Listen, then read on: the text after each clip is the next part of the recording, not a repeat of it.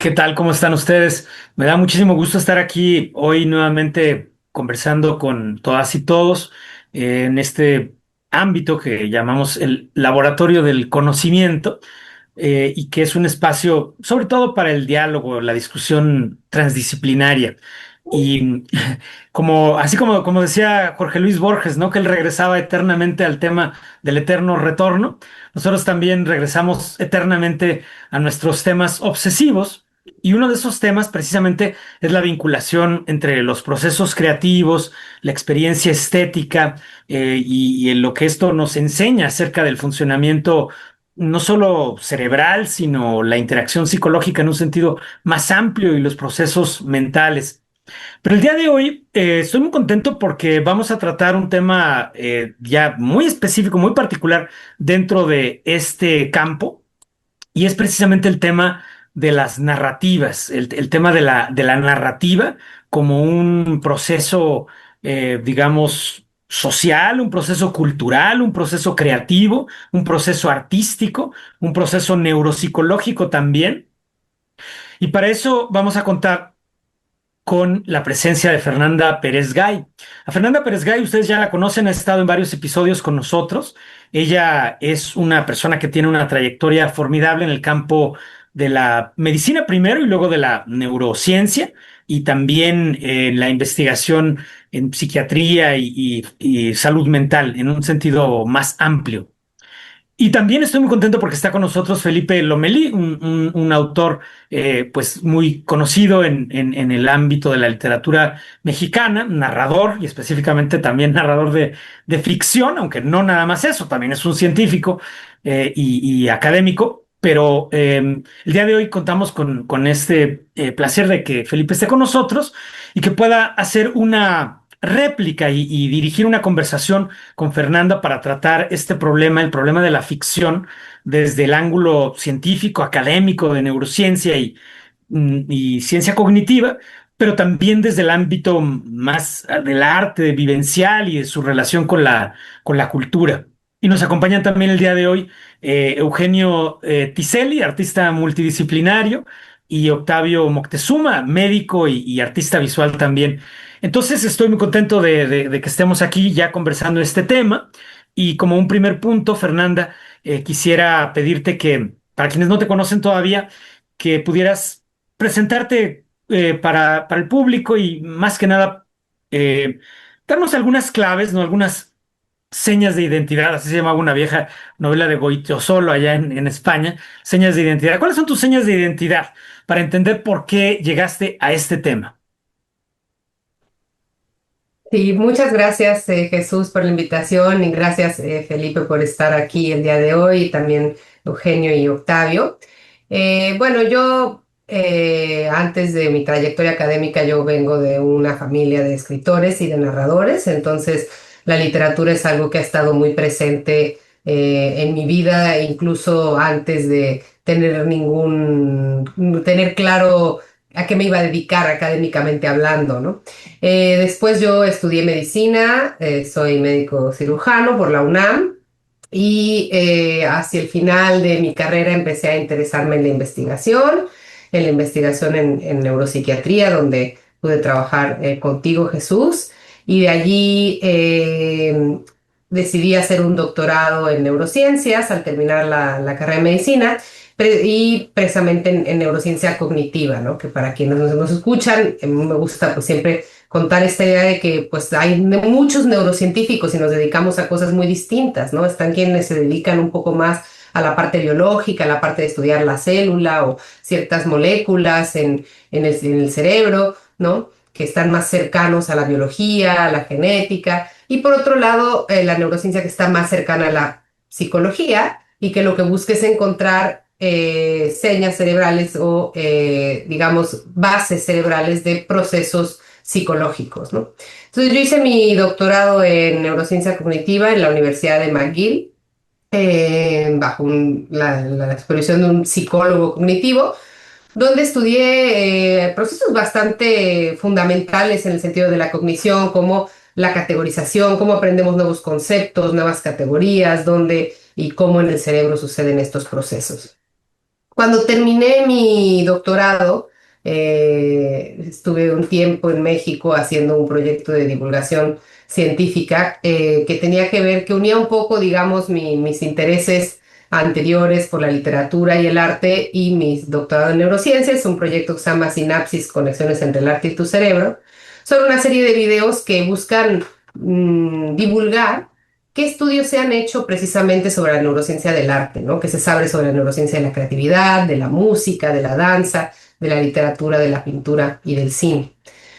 A raíz de esto, pues fui ahondando un poco en todos estos estudios que se han hecho desde la psicología y desde la neurociencia para explorar estos procesos y me interesé en la neurociencia de todos ellos, pero precisamente por mis antecedentes en la neurociencia de la literatura.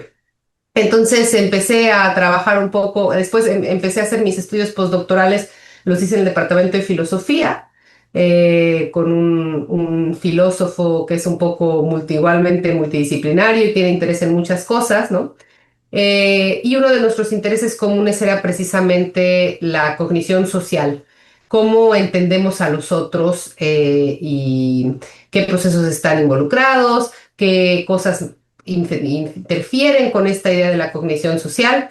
Entonces, y ahí hay un tema, digamos, que se ha hablado mucho y del que vamos a tocar hoy, que es esta idea de que leer ficción puede mejorar nuestra cognición social. Hay muchos grupos que han hecho estudios experimentales para intentar dar apoyo a esta idea, apoyo empírico a esta idea. Y una vez ya entrada en ese tema, pude asistir a una escuela de verano de neurociencia y filosofía en la Universidad de Duke, donde la idea es hacer colaboraciones interdisciplinarias alrededor de temas de interés que tengan que ver con neurociencia y filosofía. Y allí yo iba con un proyecto que tenía que ver precisamente con neurociencia de la ficción. Una vez en la escuela, pues hubo intercambios y conversaciones con otros filósofos y otros neurocientíficos, y al final el proyecto del que voy a hablar tomó forma y es un proyecto que habla no nada más de la neurociencia de la ficción, sino de la neurociencia y la psicología de las narrativas en general. Y toma un giro en el sentido de que nos interesa ver no solo las narrativas de cualquier evento en la vida, sino tomamos un caso que es el caso de las narrativas sobre problemas de salud mental. En este caso, de la psicosis, que es, por supuesto, otro de mis intereses, dado que, bueno, ahora estoy haciendo mi especialidad en psiquiatría y es otro de los temas que han estado presentes en mis intereses desde hace mucho tiempo. Entonces, digamos que así cuaja un poco esta idea de este interés por la neurociencia del arte, este interés por la psiquiatría y este interés por la literatura y la ciencia cognitiva, pues se combinan un poco para llegar a este proyecto del que vamos a hablar hoy, que es sobre la toma de perspectiva a través de la narrativa. Está apagado. Gracias, sí, gracias por eso, Fernanda, por esa introducción. Y sí, entonces tu camino ha sido, digamos, combinando las ciencias clínicas y muy en particular el estudio de los problemas, los trastornos mentales, los problemas neuropsiquiátricos y demás.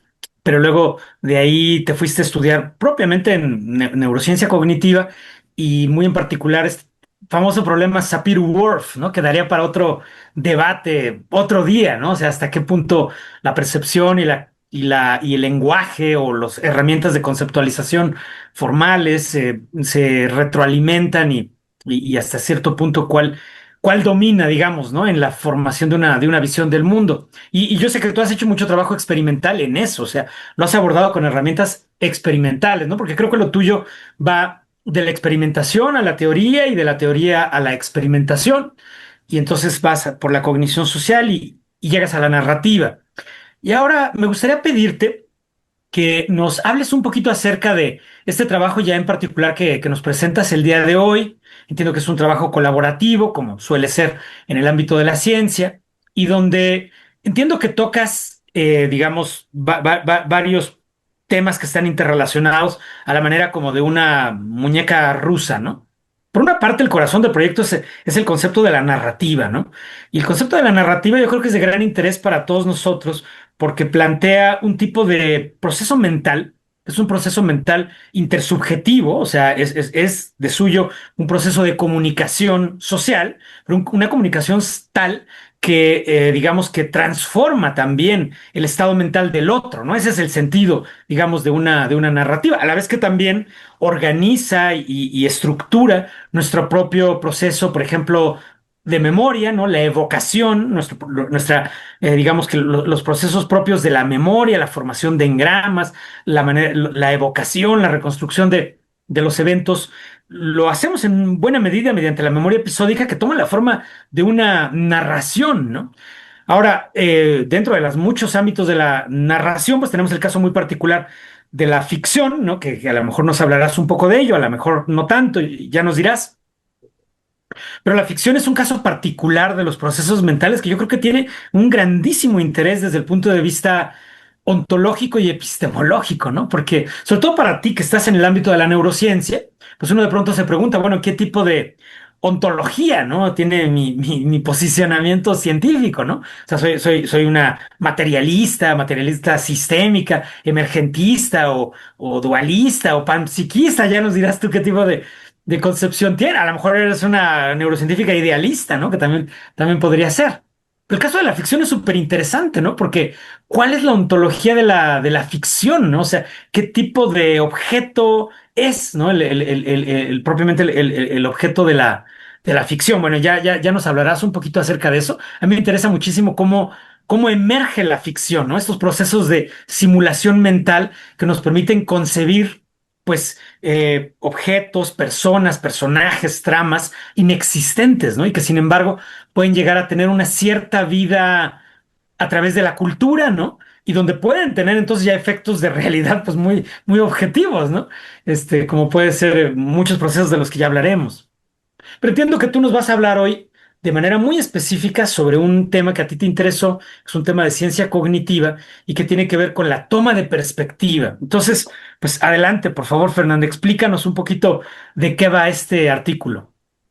Claro que sí, si no les molesta, voy a mostrar unas diapositivas para esta parte, nada más para la introducción del proyecto. Si puedo compartir pantalla,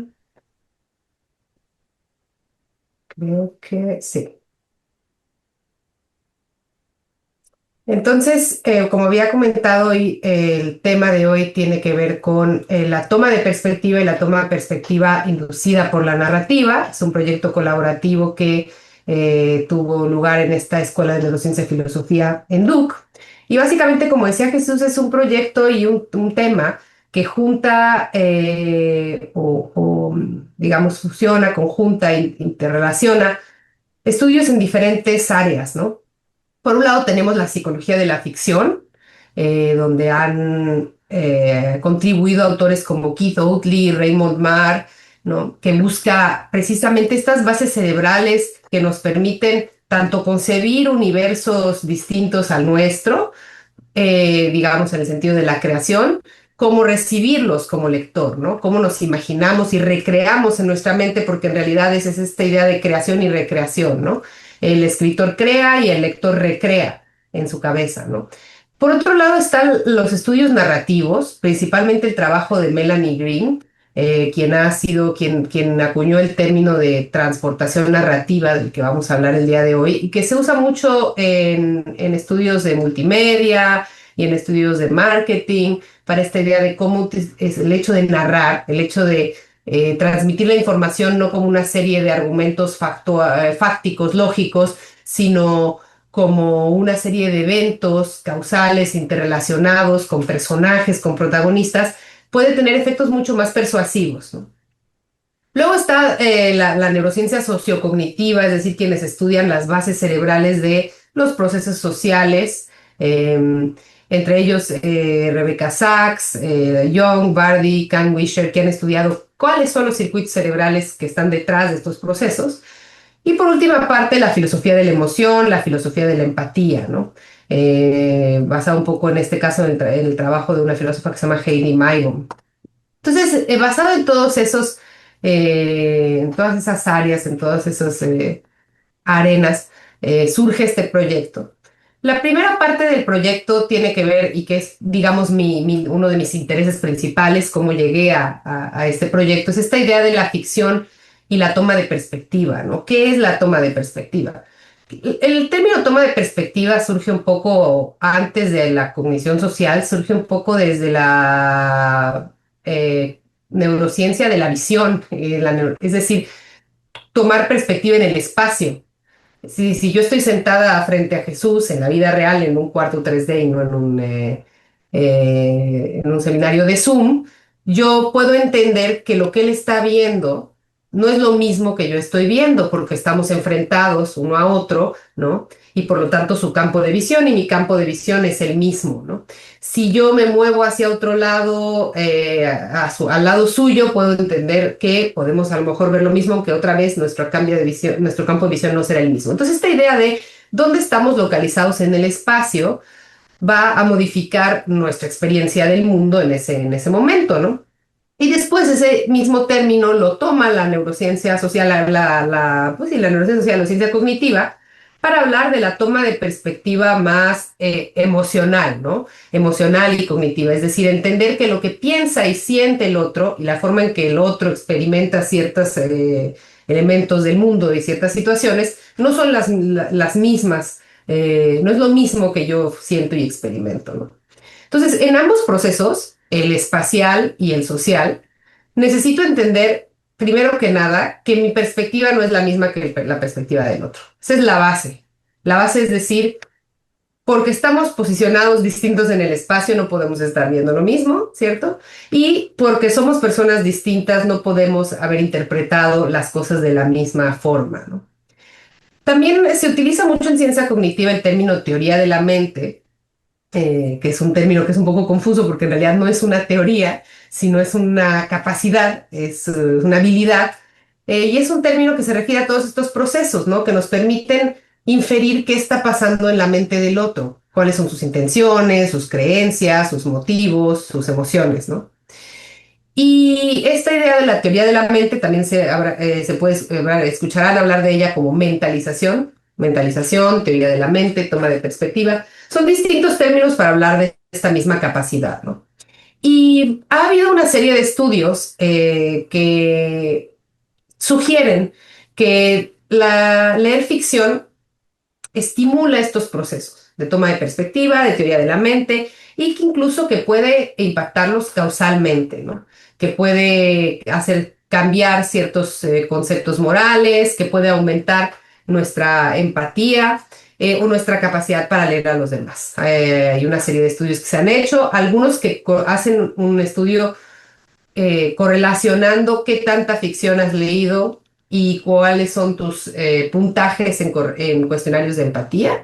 Esto es decir, dos medidas y vemos que quienes han leído más ficción salen más alto en los cuestionarios de empatía. Eso es por un lado. Y por otro lado, hay otros estudios experimentales donde se mide la empatía basal con unos cuestionarios, la capacidad de mentalización o de teoría de la mente con pruebas donde lees el famoso leyendo la mente en los ojos, que ves fotos de ojos de sujetos y tienes que decir qué está pensando, sintiendo la persona en la imagen.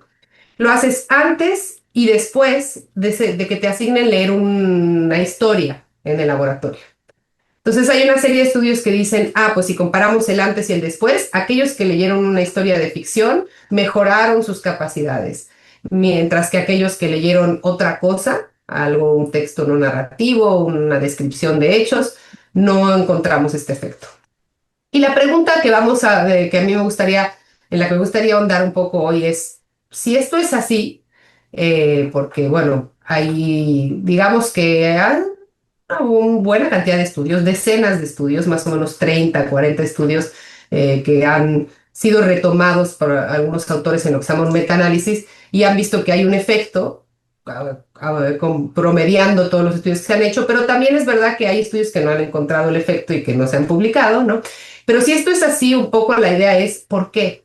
O sea, ¿qué está pasando para que leer una historia me permita leer mejor las intenciones, emociones y estados mentales de los otros, ¿no?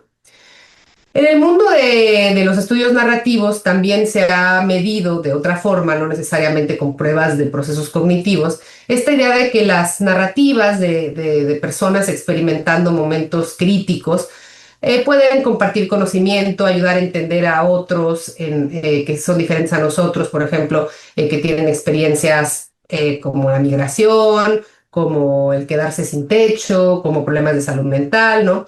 Y que sugieren que pueden tener consecuencias prosociales. Es decir, después de involucrarme con una historia de una persona que está atravesando por una situación difícil, puedo se puede disminuir el grado en que es discriminada, se puede generar conducta prosocial, es decir, querer donar, por ejemplo, a una institución que ayuda a este tipo de personas o cosas de ese tipo, ¿no? Es otra forma, digamos, no estás midiendo la capacidad en sí que cambia a nivel cognitivo, sino estás viendo que cambia en la conducta, en el sentido de te vuelves es más posible que desees ayudar a estas personas, ¿no?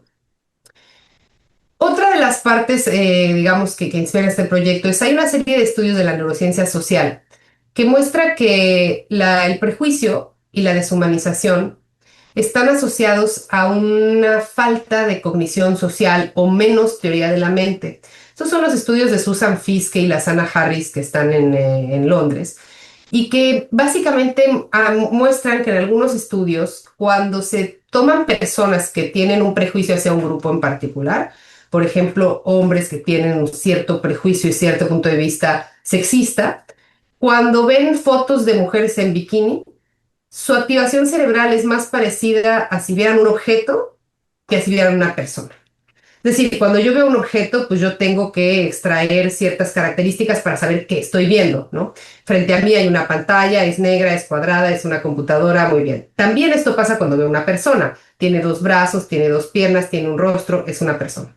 Pero cuando veo una persona, además de estas redes visuales de reconocimiento, también activo, aún sin quererlo, mis redes que están detrás de la cognición social. Es decir, que casi sin quererlo, si yo veo ahorita alguno de sus rostros, incluso en la computadora, una parte de mí está calculando, esta persona está interesada o no está interesada, cuál es su intención, cuáles sus expresiones faciales que me están transmitiendo, ¿no?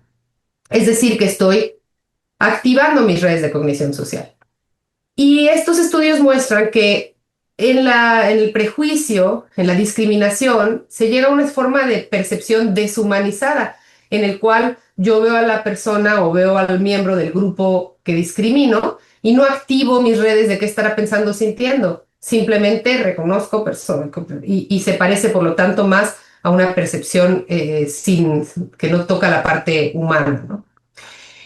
Y cuando se habla de qué se ha hecho para tratar de reducir el prejuicio, para tratar de reducir la discriminación, o en el caso de la salud mental, que vamos a hablar un poquito del estigma, una de las teorías es la teoría del contacto social. Es decir, si tú interactúas y conoces a una persona del grupo contra el que tú tenías un estigma, pues te vas a dar cuenta que es una persona como tú, con preocupaciones, con miedos, con ideas, con ilusiones, y eso va a ayudar a disminuir el estigma.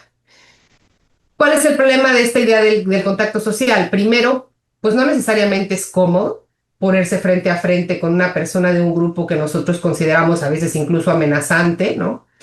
Y por otra parte, pues no siempre es posible. O sea, ¿cuántos de nosotros tenemos la oportunidad de estar en contacto con personas que pertenecen a diferentes grupos, etcétera, ¿no? Entonces esto también genera la pregunta de, bueno, ¿qué tal si a través de las narrativas, a través de las historias, generamos una especie de contacto social imaginario, donde no nos tenemos que poner frente a frente con una persona para conocer lo que siente y lo que piensa, sino basta con ver una película, leer un libro, involucrarnos con su historia? Y bueno, finalmente, la última parte, digamos, de este proyecto, pues nosotros nos interesa también saber cuáles serían las redes cerebrales que tienen que ver con la toma de perspectiva, ¿no? Hay una parte del cerebro que está aquí, lo ven en colores, entre el lóbulo parietal y el lóbulo temporal, que se llama, esperadamente, unión temporoparietal, que en realidad es una demarcación anatómica, ¿no? Es como la unión de lo temporal con lo parietal, ¿no? Y del lado derecho, más que del lado izquierdo, ha encontrado que se activa en todas las tareas que necesitan de teoría de la mente y de toma de perspectiva, ¿no? Entonces, se ha hipotizado que esa es una de las zonas que tiene que ver con tomar la perspectiva de los otros, ¿no? Entonces, cuando leemos una narrativa, tenemos evidencia de que hay activación de esta red de mentalización que tiene un nodo importante aquí en la región temporoparietal, pero también que se activa otra red que se llama la red neural por defecto, que hablamos mucho de ella en la neurociencia del arte y la neurociencia de la creatividad, que es esta red que está activa cuando no estamos necesariamente involucrados en ninguna tarea a resolver y que tiene que ver con la imaginación, las divagaciones mentales, el soñar despierto, el monólogo interno, ¿no? Entonces, estas dos redes se activan cuando leemos ficción y ahora un poco más adelante podemos platicar de qué significa y cómo esto podría tener que ver con estimular nuestros procesos prosociales, ¿no? Otras zonas que están involucradas en la red de mentalización, además de esta famosa unión temporoparietal, son la corteza prefrontal medial y el área de la precunia, ¿no? Entonces, bueno, con todos estos elementos nosotros propusimos un estudio experimental en el cual decimos, podemos utilizar una intervención narrativa, hacer a las personas en un experimento, leer una historia, para incrementar la mentalización y la conducta prosocial y disminuir el estigma hacia las personas que experimentan enfermedades mentales, en particular desórdenes psicóticos, que es una condición altamente estigmatizada. Y si ese es el caso, porque tenemos muchos estudios que dicen, sí, leen y miren, aumenta su capacidad de mentalización. Ah, más evidencia, sí, pero en realidad también nos interesa profundizar teóricamente en cuáles son los mecanismos y los procesos detrás de estos efectos, ¿no? Cuáles son las características de las narrativas, ¿no? Porque en el preámbulo a la plática que no está grabada se mencionó muy brevemente y lo retomaremos en la discusión, pues no todas las narrativas fomentan la empatía, ¿no? Existen narrativas que pueden tener el efecto contrario y lo saben muy bien quienes están en posiciones de poder. Las narrativas también se pueden usar en el sentido contrario. Esto es algo que cuando yo daba, en muchas de las conversaciones que tuve de ficción y empatía, a mí había muchas personas que me decían, oye, pero también pues las narrativas se han utilizado para perpetrar atrocidades, ¿no? Para llevar a cabo atrocidades. Entonces, y bueno, estamos interesados en cuáles son las partes del cerebro que están involucradas en este proceso y cuáles son los aspectos filosóficos de esta idea de las narrativas, la psicología de las narrativas y la cognición social. En particular, tres intereses filosóficos. Uno es el del parte de la cognición corporizada, es decir, muchas veces en el estudio de la narrativa y de la ficción se habla de procesos cerebrales y todo centrado en el cerebro, ¿no? Cuando en realidad, ¿qué pasa con el resto del cuerpo, ¿no? Si somos seres con un cuerpo y cómo esos procesos corporales influyen también en estos procesos. Por otra parte, el interés filosófico de el estigma, la deshumanización, la discriminación. Y por último, la llamada paradoja de la ficción, ¿no? ¿Cómo puede ser que la ficción, si sabemos que no es verdad, ¿no? Sabemos que lo que estamos leyendo o viendo es ficticio, ¿cómo puede ser que nos genere emociones tan intensas si teóricamente no sentimos emociones por cosas que no existen, ¿no? Entonces, bueno, nosotros llevamos a cabo un experimento en el cual comparamos la lectura de un texto narrativo que presenta la experiencia de una persona con psicosis con un texto no narrativo, una especie de texto informativo, que es la psicosis, estos son los síntomas, cómo identificarla, qué se puede hacer si una persona que conocemos está experimentando psicosis. Escogimos tres narrativas. Uno es un cuento, ficción, que se llama Silverwater por Amy Bloom. Y dos son fragmentos de una autobiografía. The Quiet Room de Laurie Schiller y Brain on Fire de Susana Callahan.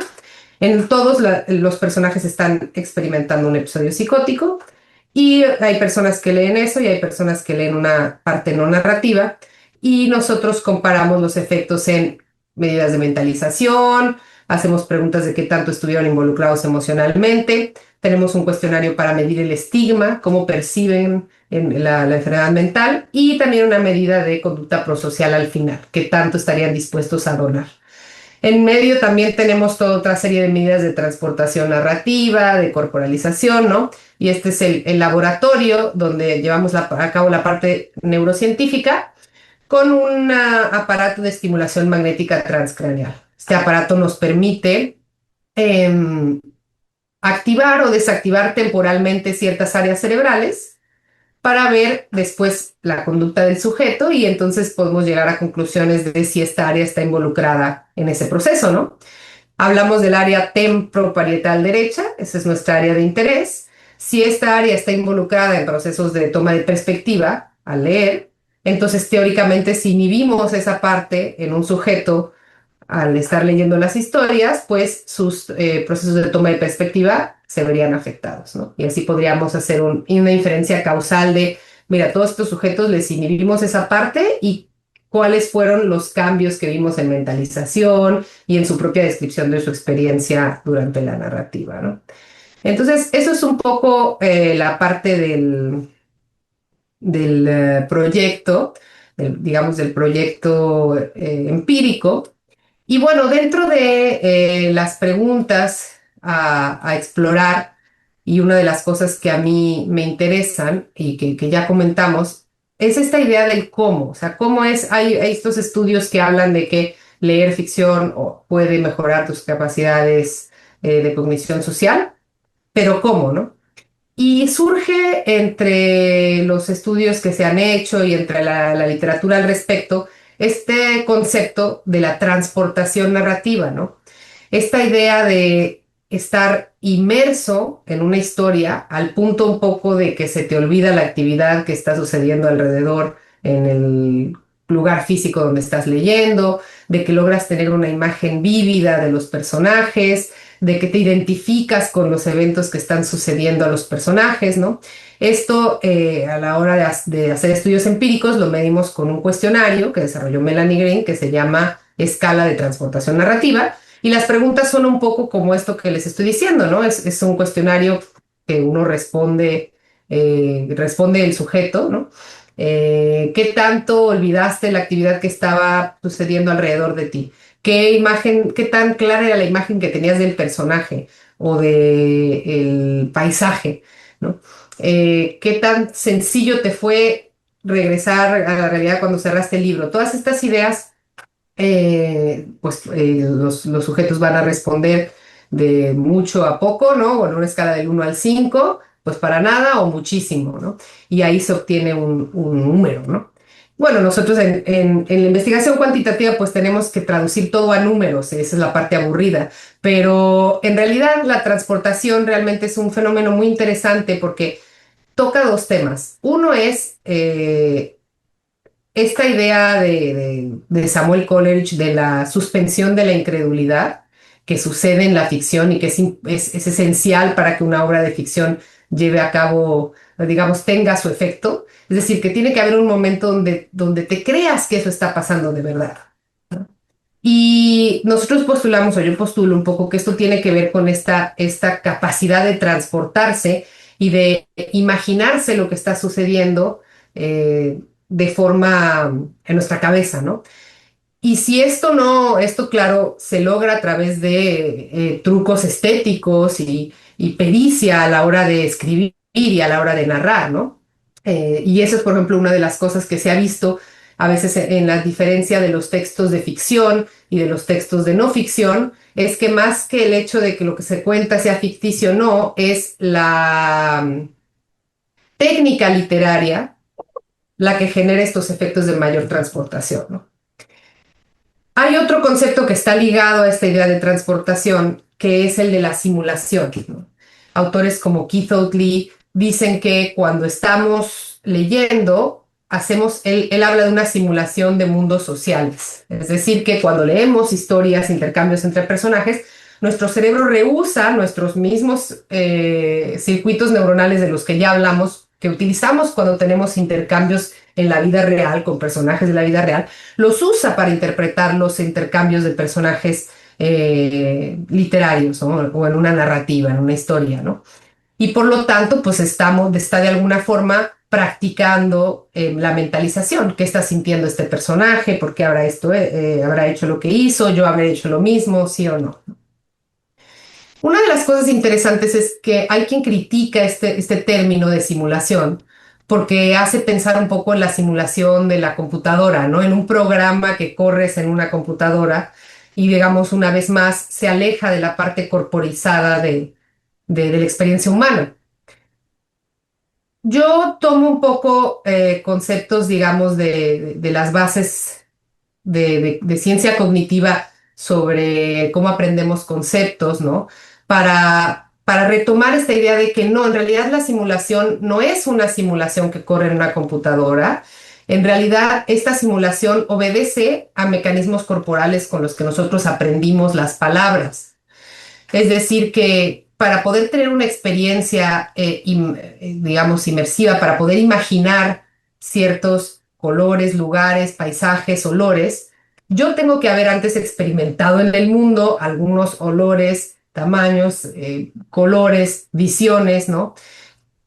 Que se almacenan en mis circuitos sensorimotores, ¿no? Eso es algo de lo que ya es uno de los temas a los que también regresamos obsesivamente, como diría Jesús, esta idea de que cuando yo aprendo una palabra, en mi cerebro se guarda ese concepto en zonas que tienen que ver que estaban activas cuando yo interactué con el elemento que tenía que ver con esa palabra, ¿no? Si es una manzana, pues el color de la manzana, el tamaño de la manzana, el peso de la manzana, todo eso se almacena en mis circuitos cerebrales y no sería posible si yo no tuviera manos y boca y ojos y nariz que me permiten oler y sentir la manzana, ¿no?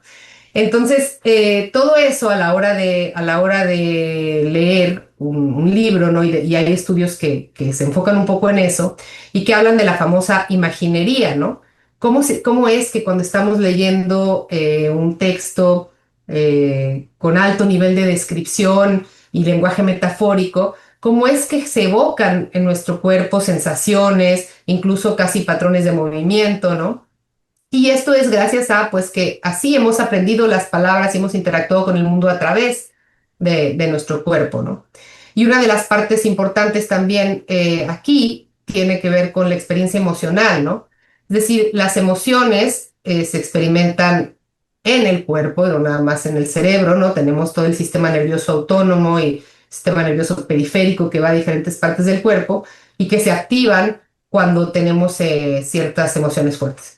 Por ejemplo, hay estudios de neuroestética que miden qué tanto reaccionan las personas a una historia, a leer un libro, a ver una película, a través de captores de cambios de sudoración periférica, se llama galvanometría, ¿no? Que si hay piloerección, si se acelera tu corazón, ¿no? Que miden estos cambios fisiológicos para decir, la simulación de la narrativa no está pasando nada más a un nivel abstracto en nuestro cerebro, sino que usa, y eso es algo que Vittorio Galese, que es un neurocientífico italiano, como que hace una crítica a esta idea de las simulaciones de Keith Oatley diciendo es que estas simulaciones parece que lo pones play en la computadora y en realidad son procesos que rehusan nuestros mecanismos cerebrocorporales, ¿no?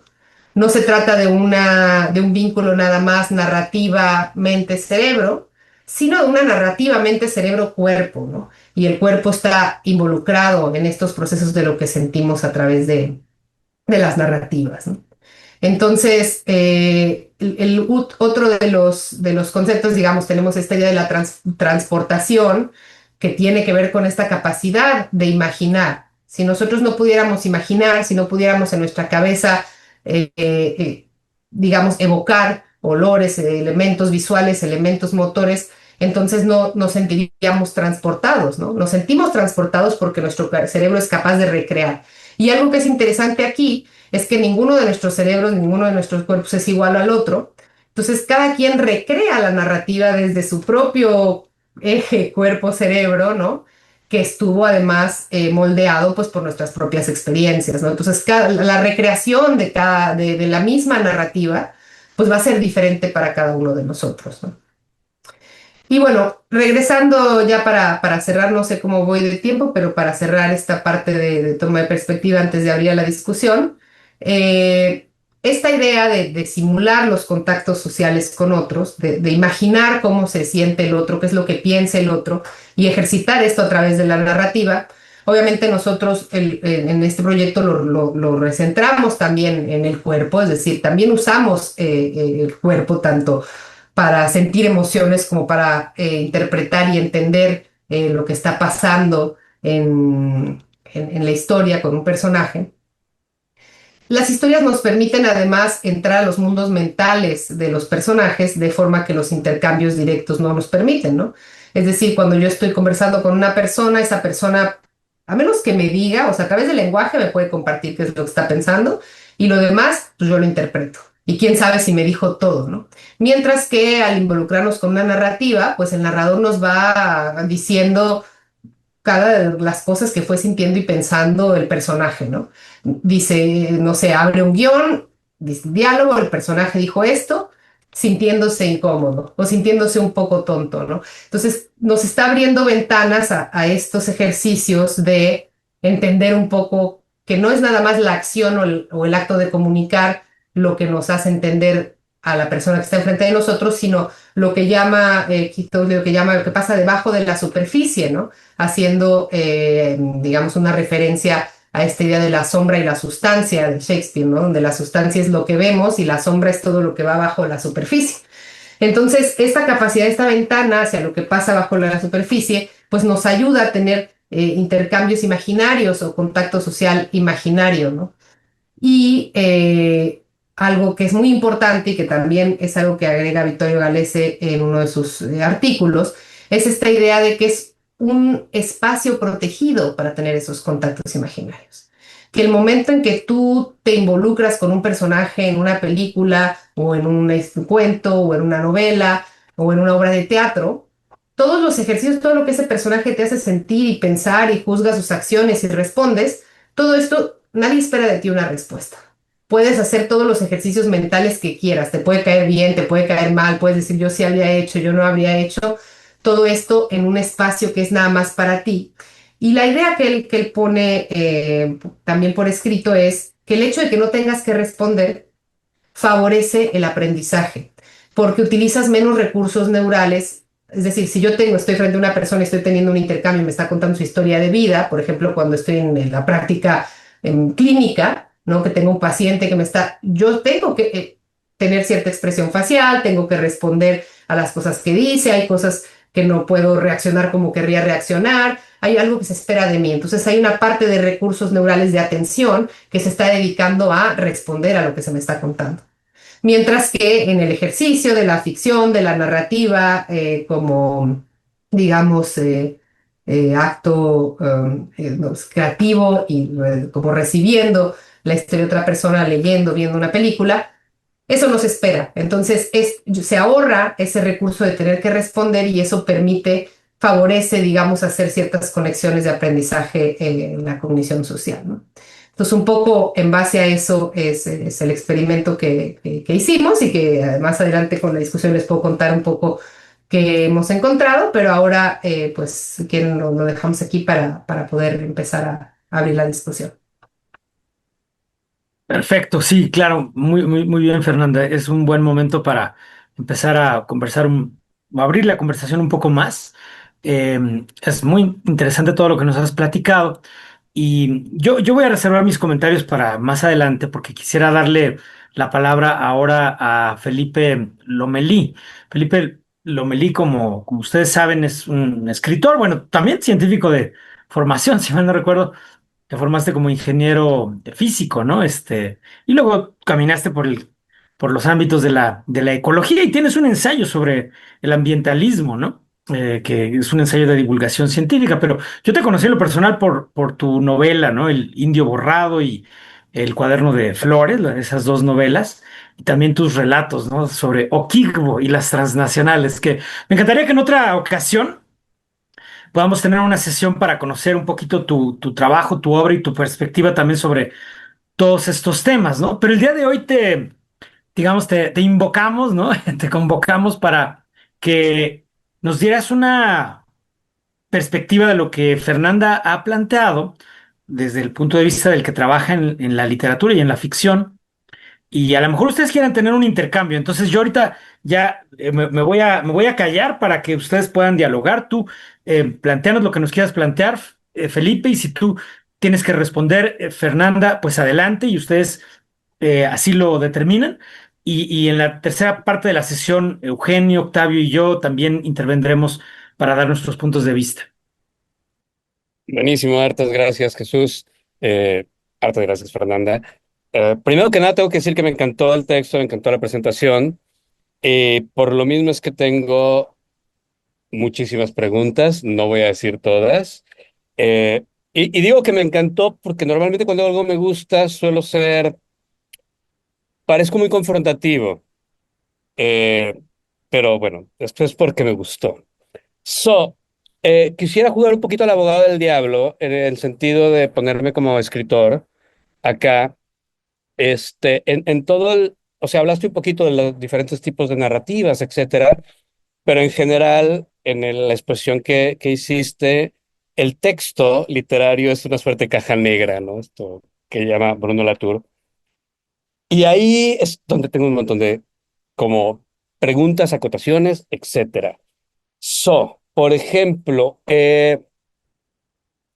y bueno, hay algunas cosas que me parece que encajan muy bien en este asunto de lo que nos estás platicando desde las neurociencias, con las cuestiones empíricas que se dicen en los talleres literarios. Entonces, por ejemplo, a la hora que se menciona, ¿no?, que este asunto de pensar es realmente un proceso corporal que incluye todo, eso encaja perfectamente con lo que dice el taller literario, por ejemplo, Eduardo Parra. Siempre decía que si uno quiere tener una página que esté bien redondeada para que el lector, si entre en esa página, había que mencionar los cinco sentidos. O sea, es decir, tenía que haber algo de cada uno de los sentidos en algún momentito de la página.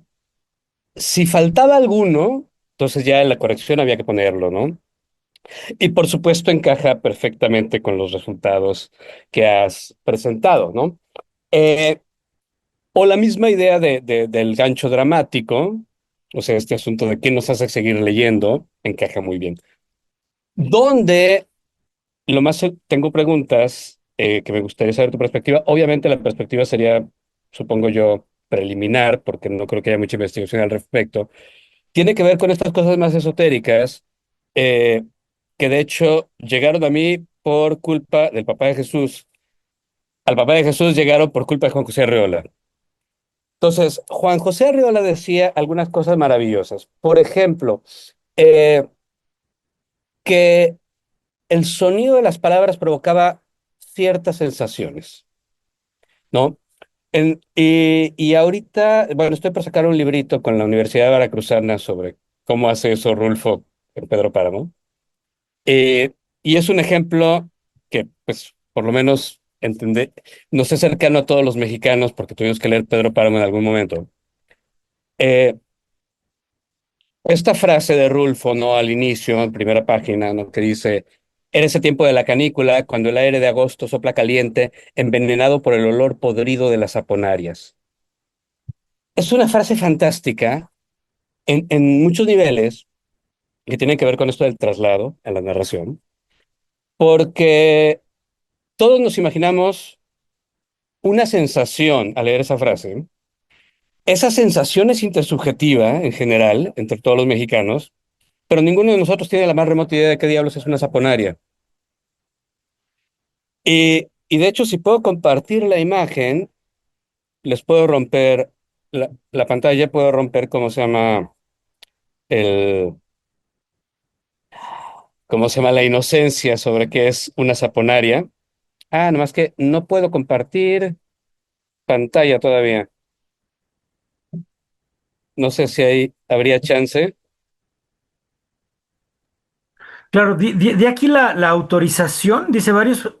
varios participantes pueden compartir de forma simultánea. En teoría, ¿no te está dando permiso? Me sale una cosa rara. A ver, Porque yo, no, yo, yo ya di el permiso aquí. qué raro. A ver, escape. A ver si otra vez. A ver, Nope.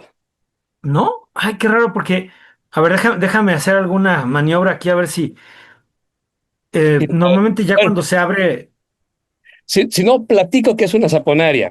ok, La, cuéntanos, sí. la... Disculpa que por ahí. Ujú. Aquí estamos. No, bueno, quién sabe qué onda. Bueno, una saponaria es un árbol. O sea, es un árbol grande. Que además es un árbol que se llena de flores precioso y que hay, obviamente, en la zona del volcán de Colima. Eh, y que, bueno, tiene la pequeña particularidad de que huele feo, no huele como a dulcezón, jaboncito, por eso es sapón, saponaria, jabón. Eh, pero esa imagen, o sea, la imagen del árbol real, no corresponde con la imagen anímica que nos proyecta la frase. Ese es un ejemplo, ¿no? De cómo la el sonido de las palabras crea o puede distorsionar una imagen. Otra, otro ejemplo es esto que tenían los poetas del siglo de oro, sobre todo, ¿no? Que se pusieron a medir sílabas y tal.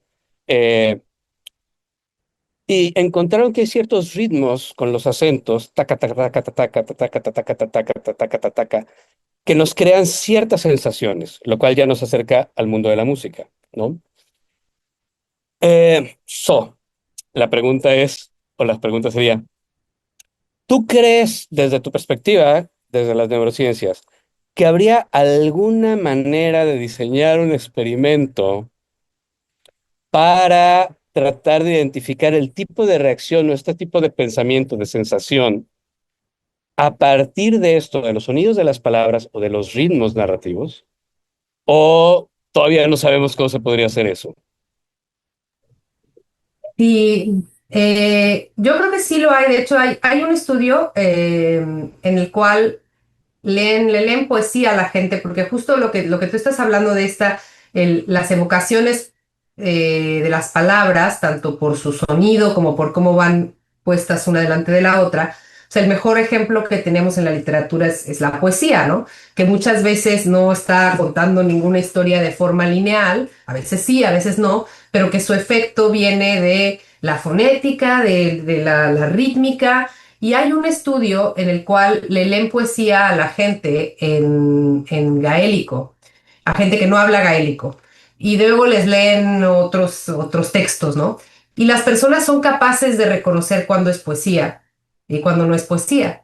Y tienen ciertas activaciones cuando están leyéndoles poesía de esta red neural por defecto, digamos, que se asocia a la imaginería, a pesar de que no tienen acceso al contenido semántico de las palabras. Simplemente por la rítmica, por la fonética, por cómo están encadenadas las palabras, son capaces de decir, aunque no hablen el idioma, se trata de poesía, ¿no? Entonces, de esta forma se me ocurre un poco que puedes utilizarlo de forma experimental, es decir, puedes tener y disociar el efecto rítmico fonético del efecto semántico. Es decir, puedes tener a una persona que tiene acceso tanto a la semántica, porque habla el idioma, como a la fonética y a la forma, y tener al mismo tiempo sujetos que solamente tienen acceso a la forma, ¿no? Porque no hablan el idioma, y a lo mejor ver cuáles son las diferencias en actividad cerebral, ¿no? Identificar una que es común y decir, ah, pues a lo mejor esta la asociamos. La verdad es que voy a buscar el artículo porque cuando trabajé un poco el tema de neurociencia y poesía, me encontré con ese artículo, está en el capítulo de sinapsis que tengo de neurociencia y literatura, y me pareció muy interesante, ¿no? Como, es decir, hay algo en la poesía que va más allá del significado y que tiene que ver con la rítmica y hay otra cosa de neurociencia cognitiva que no necesariamente tiene que ver con poesía, pero que es como una discusión clásica en neurociencia cognitiva y no sé si alguna vez han visto estas figuras, y es la idea de que hay una que es Kiki y otra que es Buba. Entonces todos sabemos cuál es Kiki y cuál es Buba, ¿no? Y esto es independientemente de los idiomas, ¿no? Es a través de comunidades lingüísticas. Por alguna razón, Kiki pues suena como a picos y como a líneas rectas y buba nos hace imaginar algo redondo, ¿no? Entonces, esta idea pues es como las formas y los sonidos no necesariamente o sea, pueden tener asociaciones más allá de su significado. Ni Kiki ni Buba significa nada y sin embargo a través de comunidades lingüísticas todo el mundo asocia cada uno de estos sonidos con cada una de estas formas, ¿no? Entonces son las dos cosas que me vienen a la mente con tu pregunta. Buenísimo, buenísimo. Y sí, obviamente sí, Kiki, ese es Kiki y Buba es Buba. Claro. Tendría más preguntas en este sentido, nada más quisiera hacer una más.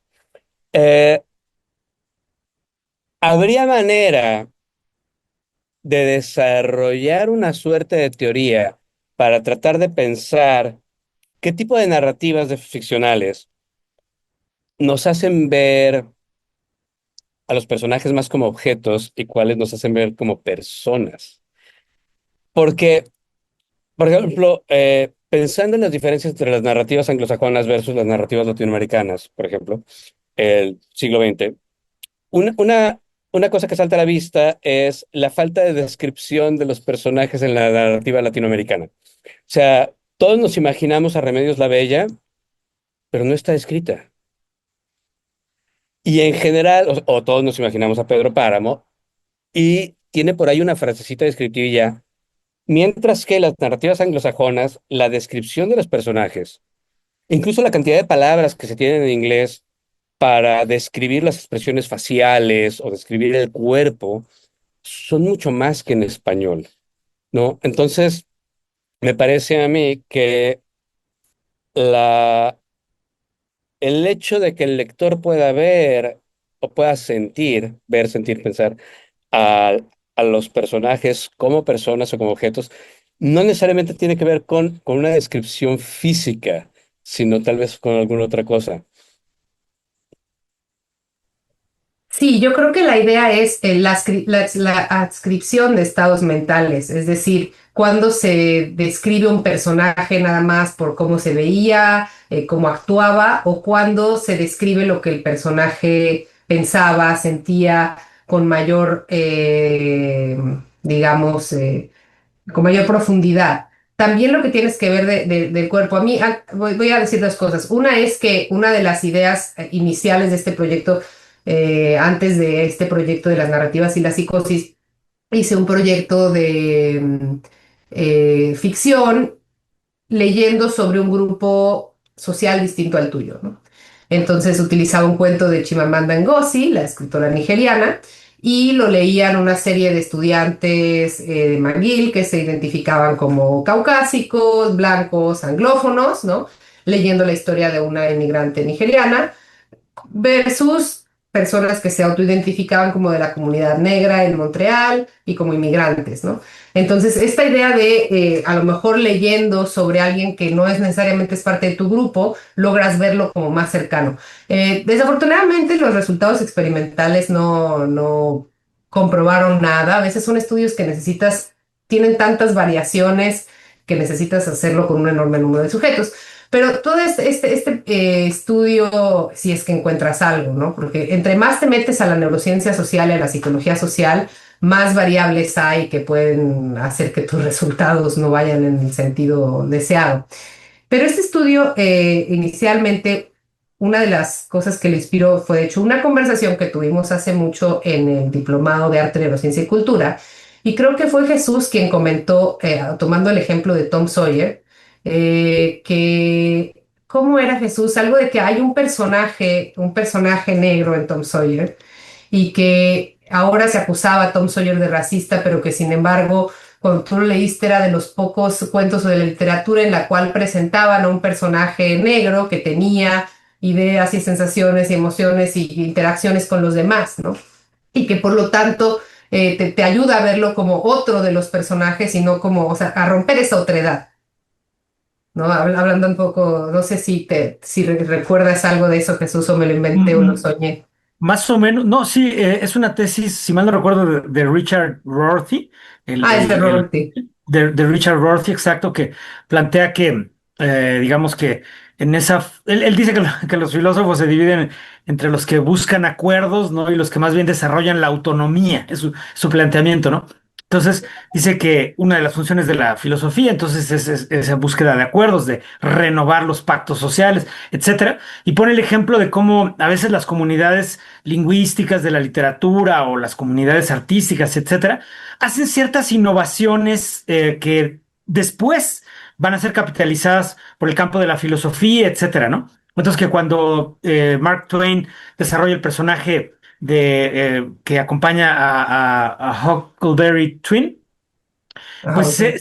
se da un tipo de interacción tal entre ambos, ¿no?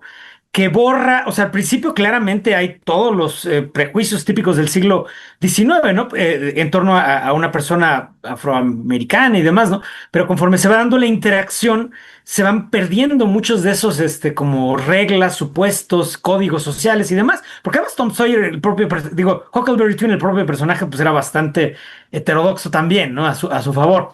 Entonces, se va dando un tipo de interacción en donde se pierde de alguna manera esos como códigos que aparentemente los hacían diferentes, ¿no? Entonces, Richard Rorty lo usaba como ejemplo de cómo eso produjo una pequeña revolución, ¿no? Al menos entre las comunidades de lectores y todo eso, ¿no? A lo mejor es una tesis un poco optimista, pero pues no deja de ser interesante, ¿no? Lo que él planteaba.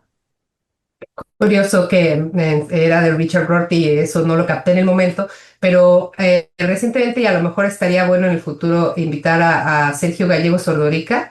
Él es filósofo, trabaja en CUNY, en Nueva York, y él precisamente tiene una tesis sobre la solidaridad rortiana en las novelas de José Revueltas, basada y gracias a él leí a José Revueltas, que no había leído y fue maravilloso. Pero bueno, regresando a esta idea, ¿no? Es esta idea de, ¿cómo dices? En cuántas novelas o en cuántas, las condiciones sociales y culturales de la época, pueden aparecer personas afroamericanas o incluso que aparecen como personas esclavizadas, como personas, y aparecen como de fondo, ¿no? Como una descripción en lo física y entonces sus descripciones son más similares a las que tendrías de un objeto que de una persona, por ejemplo, ¿no?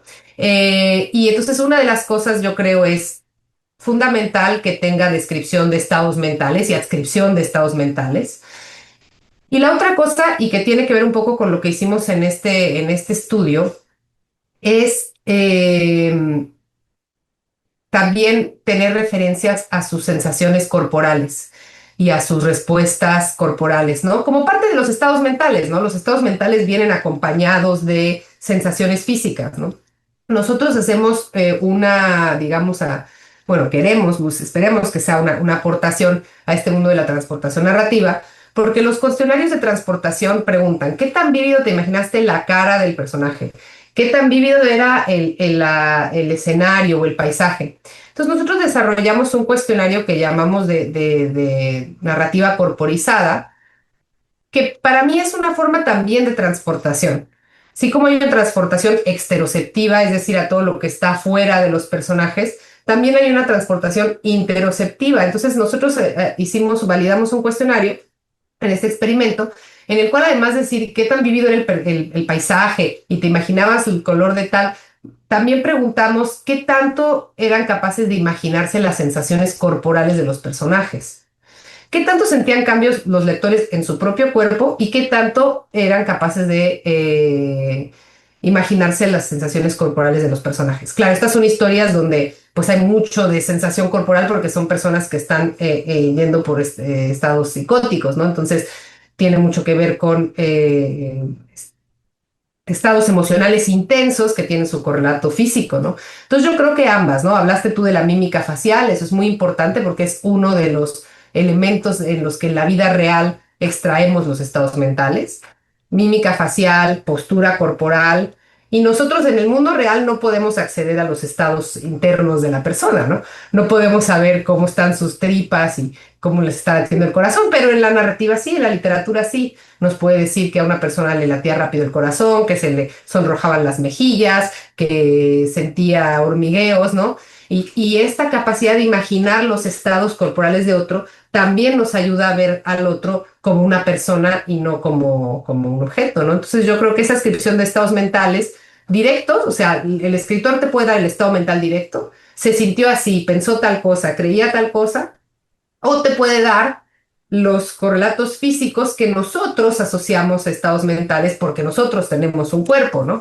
Entonces, creo que esos son dos elementos importantes.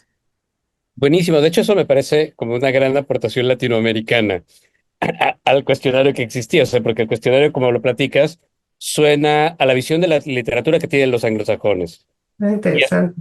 y está tanto la discusión sobre este rollo de lo físico y la cara y cómo se mueve, etcétera, cómo está peinado, tarará, eh, o la descripción ambiental, ¿no? Que hay toda una discusión en ecocrítica y tal que no tiene sentido para los latinoamericanos porque para los latinoamericanos normalmente en una novela, por ejemplo, un cuento, el ambiente es más bien un estado emocional y no es este escenario que está detrás, como en una novela moderna decimonónica de Dickens o de Víctor Hugo, ¿no? Entonces, eso me parece genial.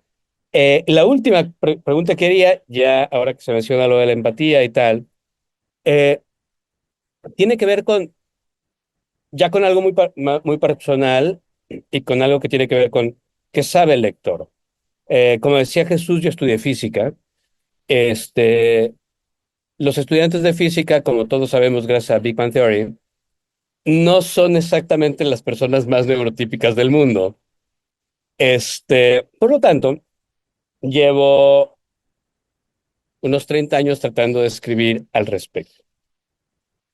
Y he fracasado rotundamente siempre. Eh, Y esto es porque, o digo, tal vez porque soy muy mal escritor, ¿no? Pero una de las razones, porque he hecho hasta mis experimentos, que me sale mi parte científica, eh, la manera más fácil que he encontrado para que el lector empatice, o whatever that means, con lo que sienten los personajes, es anunciar de entrada cuál es el padecimiento que puede tener los personajes. Es decir, si el personaje está en el espectro autista, si el personaje tiene ciertos rasgos psicóticos, etcétera. A los lectores que les doy el texto, resulta que medio sí entienden, ¿no? Cuando elimino cualquier tipo de etiqueta, o sea, de tag tal cual, de decir, este es autista, este tiene psicosis de tal tipo, tararara, entonces lo que me he encontrado es que las personas que sí tienen experiencia con algún tipo de padecimiento o algún tipo de neurodivergencia, por supuesto que identifican inmediata y claramente de qué trata la historia. Pero el otro 90% de mis amigos lectores no tienen la más remota idea de qué está sucediendo. Y entonces se terminan inventando historias paralelas que muchas veces terminan siendo contraproducentes con mi intención autoral. Y es la razón por la cual no he publicado estos textos, ¿no? Entonces, ¿qué tanto avisarle al lector que están leyendo un cuento que tiene que ver con psicosis, predispone a cierta empatía del lector versus no avisárselo? Me encanta porque eso me permite perfectamente regresar a un poco los resultados y lo que encontramos en el estudio. Nosotros avisamos a los lectores, a todos, que iban a leer un texto de una persona experimentando psicosis. Sin embargo, aún avisando que la persona experimentaba psicosis, hubo muchas personas en alguna parte de todos los cuestionarios, porque hicimos un montón de cuestionarios, hay uno que les pregunta un poco qué piensan, si pueden resumir la historia, ¿no? Y a mí me sorprendió mucho cuando iba yendo por las respuestas, el grado de estigma preexistente que se notaba en las personas hacia la psicosis, ¿no? Y cómo respondían como, no, pues esta es una historia de una persona loca que hace sufrir a su familia y al final se suicida. Y yo como, de verdad, y una de las cosas que encontramos en los análisis, porque nosotros tenemos, para medir estigma, usamos un cuestionario que se llama escala de distancia social. Esta escala te pregunta, por ejemplo, ¿qué tanto aceptarías que una persona con psicosis fuera tu vecino? ¿Qué tanto aceptarías que una persona con psicosis trabajara en tu empresa? ¿Qué tanto aceptarías que una persona con psicosis cuidara de tus hijos, ¿no? Entonces, según qué tanto las personas están dispuestas o no a que una persona con psicosis sea parte de su vida, pues tú puedes calcular qué tan lejos o cerca los quieres, ¿no? Entonces, entre más distancia social deseada, pues mayor estigma, ¿no? Y ese fue uno, al final, cuando medimos todos nuestros efectos, nuestra medida final era qué tanto donaban, decían que iban a donar a una organización para personas con psicosis que se reintegraran a la sociedad, y ese mismo cuestionario de estigma al final, ¿no? Otra vez, después de haber leído la historia, ¿no? Y básicamente veíamos, por ejemplo, que la transportación era alta transportación, iba a ser mayor conducta prosocial. Alto puntaje en el cuestionario de medida corporalizada, como los efectos corporalizados, de qué tanto imaginabas también mayor medida prosocial. El estigma, por ejemplo, fue interesante porque no era tanto medido por la transportación y la parte corporalizada, sino por qué tanto habían mentalizado, qué tan bien habían leído los estados mentales del personaje. Pero había una variable que lo modificaba todo, que era el estigma preexistente. Entonces, si la persona tenía, antes de leer la historia, alto nivel de estigma, eso era el principal predictor para que no donara y para que no hiciera nada. O sea que la historia no entró, ¿no? Y está en relación con lo que tú dices, ¿no? A ellos se les avisó, se les dijo, esta es una historia de una persona que está atravesando un trastorno psicótico, ¿no? Pero si para la persona ya de entrada la psicosis está asociado a algo negativo, a algo agresivo, a algo tal, entonces no empatizaban igual con las personas en la historia, ¿no? Lo cual es una especie de ahí de trampa, porque entonces tú dices, no, no, pues nosotros queremos usar estas historias para aumentar la empatía. ¿En quién? Pues en quienes no tienen empatía o en quienes tienen más estigma. Pero si estas personas ya tienen, lo que parece es que si estas personas ya tienen cierto nivel de estigma, pues la historia no va a entrar, ¿no? Incluso tal vez puede que ni siquiera mentalicen, dado que ya, o que mentalicen menos, dado que ya piensan que, o sea, ya tienen cierto estigma, cierto prejuicio contra las personas que experimentan psicosis como grupo, que les genera cierta distancia a los estados mentales descritos en la historia. Esa es una de las posibles explicaciones, pero sí fue interesante que una de las cosas más impactantes, digamos, independientemente de que leyeras, porque había gente que leía también la intervención no narrativa. Otra cosa que encontramos, que no la voy a discutir mucho, bueno, sí, la voy a discutir, pero ya que estamos, son tres historias y lo que encontramos es que no todas las historias generaban lo mismo, ¿no? Esta idea de que no es que es la narrativa. En psicología de la ficción, ahí está Raymond Marr propone una idea de ¿es el contenido o es el proceso? Es decir, ¿qué es lo que estimula nuestra cognición social? ¿Es el proceso? Es decir, como siempre que leemos, tomamos perspectiva porque las historias tienen personajes, eso nos hace más empáticos, ¿o es el contenido de lo que leemos? Es cómo se presentan los personajes y qué te está contando la historia, lo que te hace más empático, ¿no? Y pues en lo que nosotros encontramos, por ejemplo, había una historia donde el personaje se suicida al final. Y esa historia donde el personaje se suicida al final era peor que leer un no narrativo, o sea, no reducía el estigma, no generaba deseos prosociales, ¿no? Mientras que la historia, digamos, con un final más feliz, en plan una persona que experimenta psicosis, pero al final dice, bueno, hoy en día tengo una vida normal y he regresado y ahora ya tengo mi familia y gracias a los medicamentos y tal, esa sí generaba de forma significativa, cuando lo comparabas con el texto no narrativo, sí generaba deseos de donar y reducción del estigma, ¿no? Entonces, la idea es, pues no todas las narrativas son iguales, ¿no?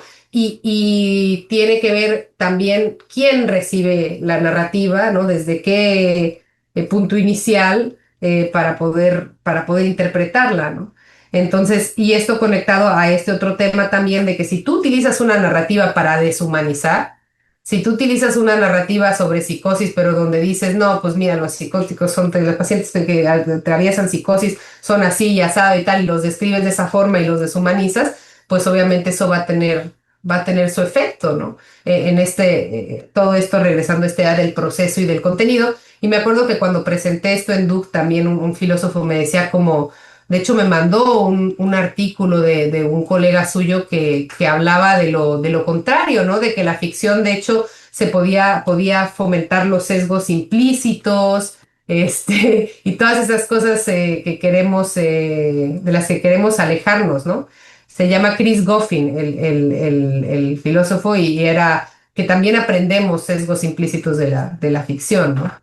Entonces, regresando a tu pregunta, perdón, el hecho de explicarle a alguien qué es lo que va a leer, yo creo que puede fomentar, digamos, que no leas la experiencia de la persona pensando que es simplemente una persona y a ver qué es, sino que la asocies a tu categoría mental de lo que tú entiendas de autismo, de lo que tú entiendas de psicosis, y que por lo tanto sesgue un poco lo que vas a leer, ¿no? Y lo que vas a extraer de esa experiencia. Sí, de hecho, yo tengo como esta experiencia anecdótica con el túnel de Ernesto Sábato. O sea, cuando llevé la clase, había dos ediciones, digamos, rondando.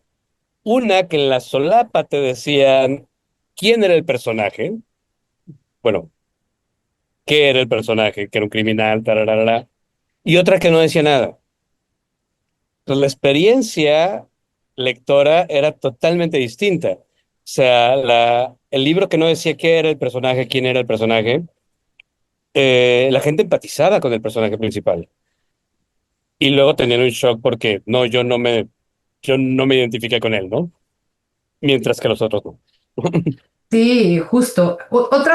Uno de los experimentos que habíamos pensado en algún momento, que tenía que ver con la paradoja de la ficción, era hacerlos leer estas mismas narrativas, pero a veces decirles, este es un personaje que existió en la vida real o esta es una historia ficticia, y ver si eso cambiaba sus respuestas emocionales. Por razones logísticas, porque necesitas cierto número de participantes y las condiciones, y se te empieza a complicar el experimento, ya no lo hicimos. Pero sin duda es muy interesante esta idea, lo que decíamos, ¿no? Esta simulación, esta transportación que llevamos a cabo, cada quien la recrea desde su propia experiencia previa del mundo. Antes hablamos desde de lo corporal y tal, pero cada quien tiene sus ideas del mundo, y la recreación de la narrativa pues va a correr en esa mente y ese cuerpo que tú ya tienes, donde tú ya tienes ciertas ideas, ¿no? No llega como de una tabla rasa, ¿no? No llega a un lienzo en blanco, y entonces tú recreas la narrativa desde tu propia perspectiva, ¿no? Y si tu propia perspectiva es de rechazo hacia ciertos grupos, ¿no? Pues eso parece que puede llegar a ser más fuerte que lo que te está intentando mostrar la narrativa. Ese es, a lo mejor en el otro experimento que también hicimos con Chimamanda Ngozi, también me acuerdo, porque siempre hacemos un poquito de entrevista después con los sujetos, ¿no? ¿Y de qué se trató la historia, no? Y había unos que decían, ay, pues no sé, de unos africanos y se llamaban Chamaca y Bubanguda, y pues no sé, como que notabas inmediatamente no se trata de nada que tenga que ver conmigo. Y entonces a lo mejor teóricamente estamos diciendo, bueno, cuando tú te involucras con estos personajes vas a entender que son igual que tú y también aman y tienen amigos y se enojan, pero a lo mejor no, a lo mejor si ya existe cierta deshumanización, cierto prejuicio previo, pues ni siquiera vas a poder involucrarte en estos procesos, ¿no? Y estaríamos hablando entonces de una limitación, que nunca se habla de eso, siempre se habla de, ay, la novela como el laboratorio moral y todo lo que puedes lograr, sí, pero si ya de entrada tienes una posición desde el prejuicio, desde la otredad, pues a lo mejor ni siquiera puedes tener acceso a esos mundos internos de esos personajes. Muy bien, pues genial, excelente intercambio que nos han obsequiado y me gustaría ahora preguntarle a Eugenio y a Octavio, probablemente tengan ya algunas anotaciones ahí que quieran compartir con los demás para que igual tú, Fernanda, nos puedas dar tu réplica, ¿no? Si así lo consideras y si ellos lo piden. Eugenio, Octavio, ¿tienen alguna intervención que quieran hacer? Bueno, si le parece a Octavio, yo me voy a aventar primero. Y bueno, Fernanda y Felipe, pues muchísimas gracias por este intercambio tan interesante, sobre todo a ti, Fernanda, por proponernos este artículo, esta investigación pues tan rica, ¿no? De esta especie de resonancia de la ficción en nuestro cuerpo, y también desde nuestro cuerpo, ¿no? Esta provocación de la empatía o incluso su contrario, ¿no? De esta capacidad de ponernos ahora sí que en los zapatos del otro, ¿no? Comparto mucho también las inquietudes de Felipe, ¿no? Por ejemplo, cuando quiso mostrarnos la saponaria, y no se pudo compartir su pantalla, pero nos la describió. Yo también me di cuenta de que tenía otra idea totalmente distinta de la saponaria. No sé por qué me la imaginaba como un arbusto, ¿no? Y resulta que es un árbol. Y cuando hablaba también de esta novela El túnel, de Sábato, donde en la solapa se describía o no el personaje, quién era, me acordé de algo que me pasó cuando leí La conjura de los necios de John Kennedy Toole, con este personaje entrañable, Ignatius Reilly. Y en su edición de Anagrama, justo en la portada viene un dibujo de Ignatius Reilly, ¿no? Y es terrible porque solo de leer la experiencia, el carácter, las ocurrencias, los pensamientos de Ignatius Reilly, uno se lo puede imaginar de una forma muy personal, ¿no? Muy, muy vívida. Uno crea su propio Ignatius Reilly y el hecho de que te lo dibujen en la portada, pues es casi como un crimen, una afrenta. Yo así lo viví en su momento, ¿no?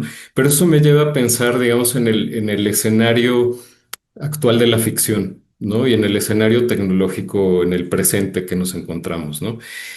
Y una primera pregunta sería un poco tu intuición de cómo cambiaría este estudio si experimentamos o pensamos en la ficción más allá de la lectura, ¿no?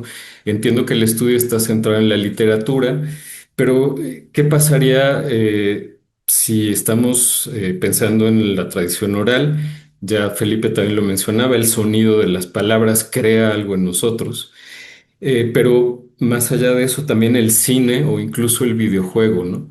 El cine no solo nos muestra descripciones, sino también caracterizaciones, ¿no? Entonces la imaginación, por un lado, juega otro papel. Ya no tenemos que construir al personaje, sino que lo estamos viendo y lo estamos escuchando. Y por otro lado, pues nuestro cuerpo está involucrado de otra manera, porque no solamente leemos. Cuando leemos, evidentemente el cuerpo está involucrado, la vista, las manos, ¿no? Pero en el cine, pues también los oídos y hay estos impulsos que involucran al cuerpo de otra manera, ¿no?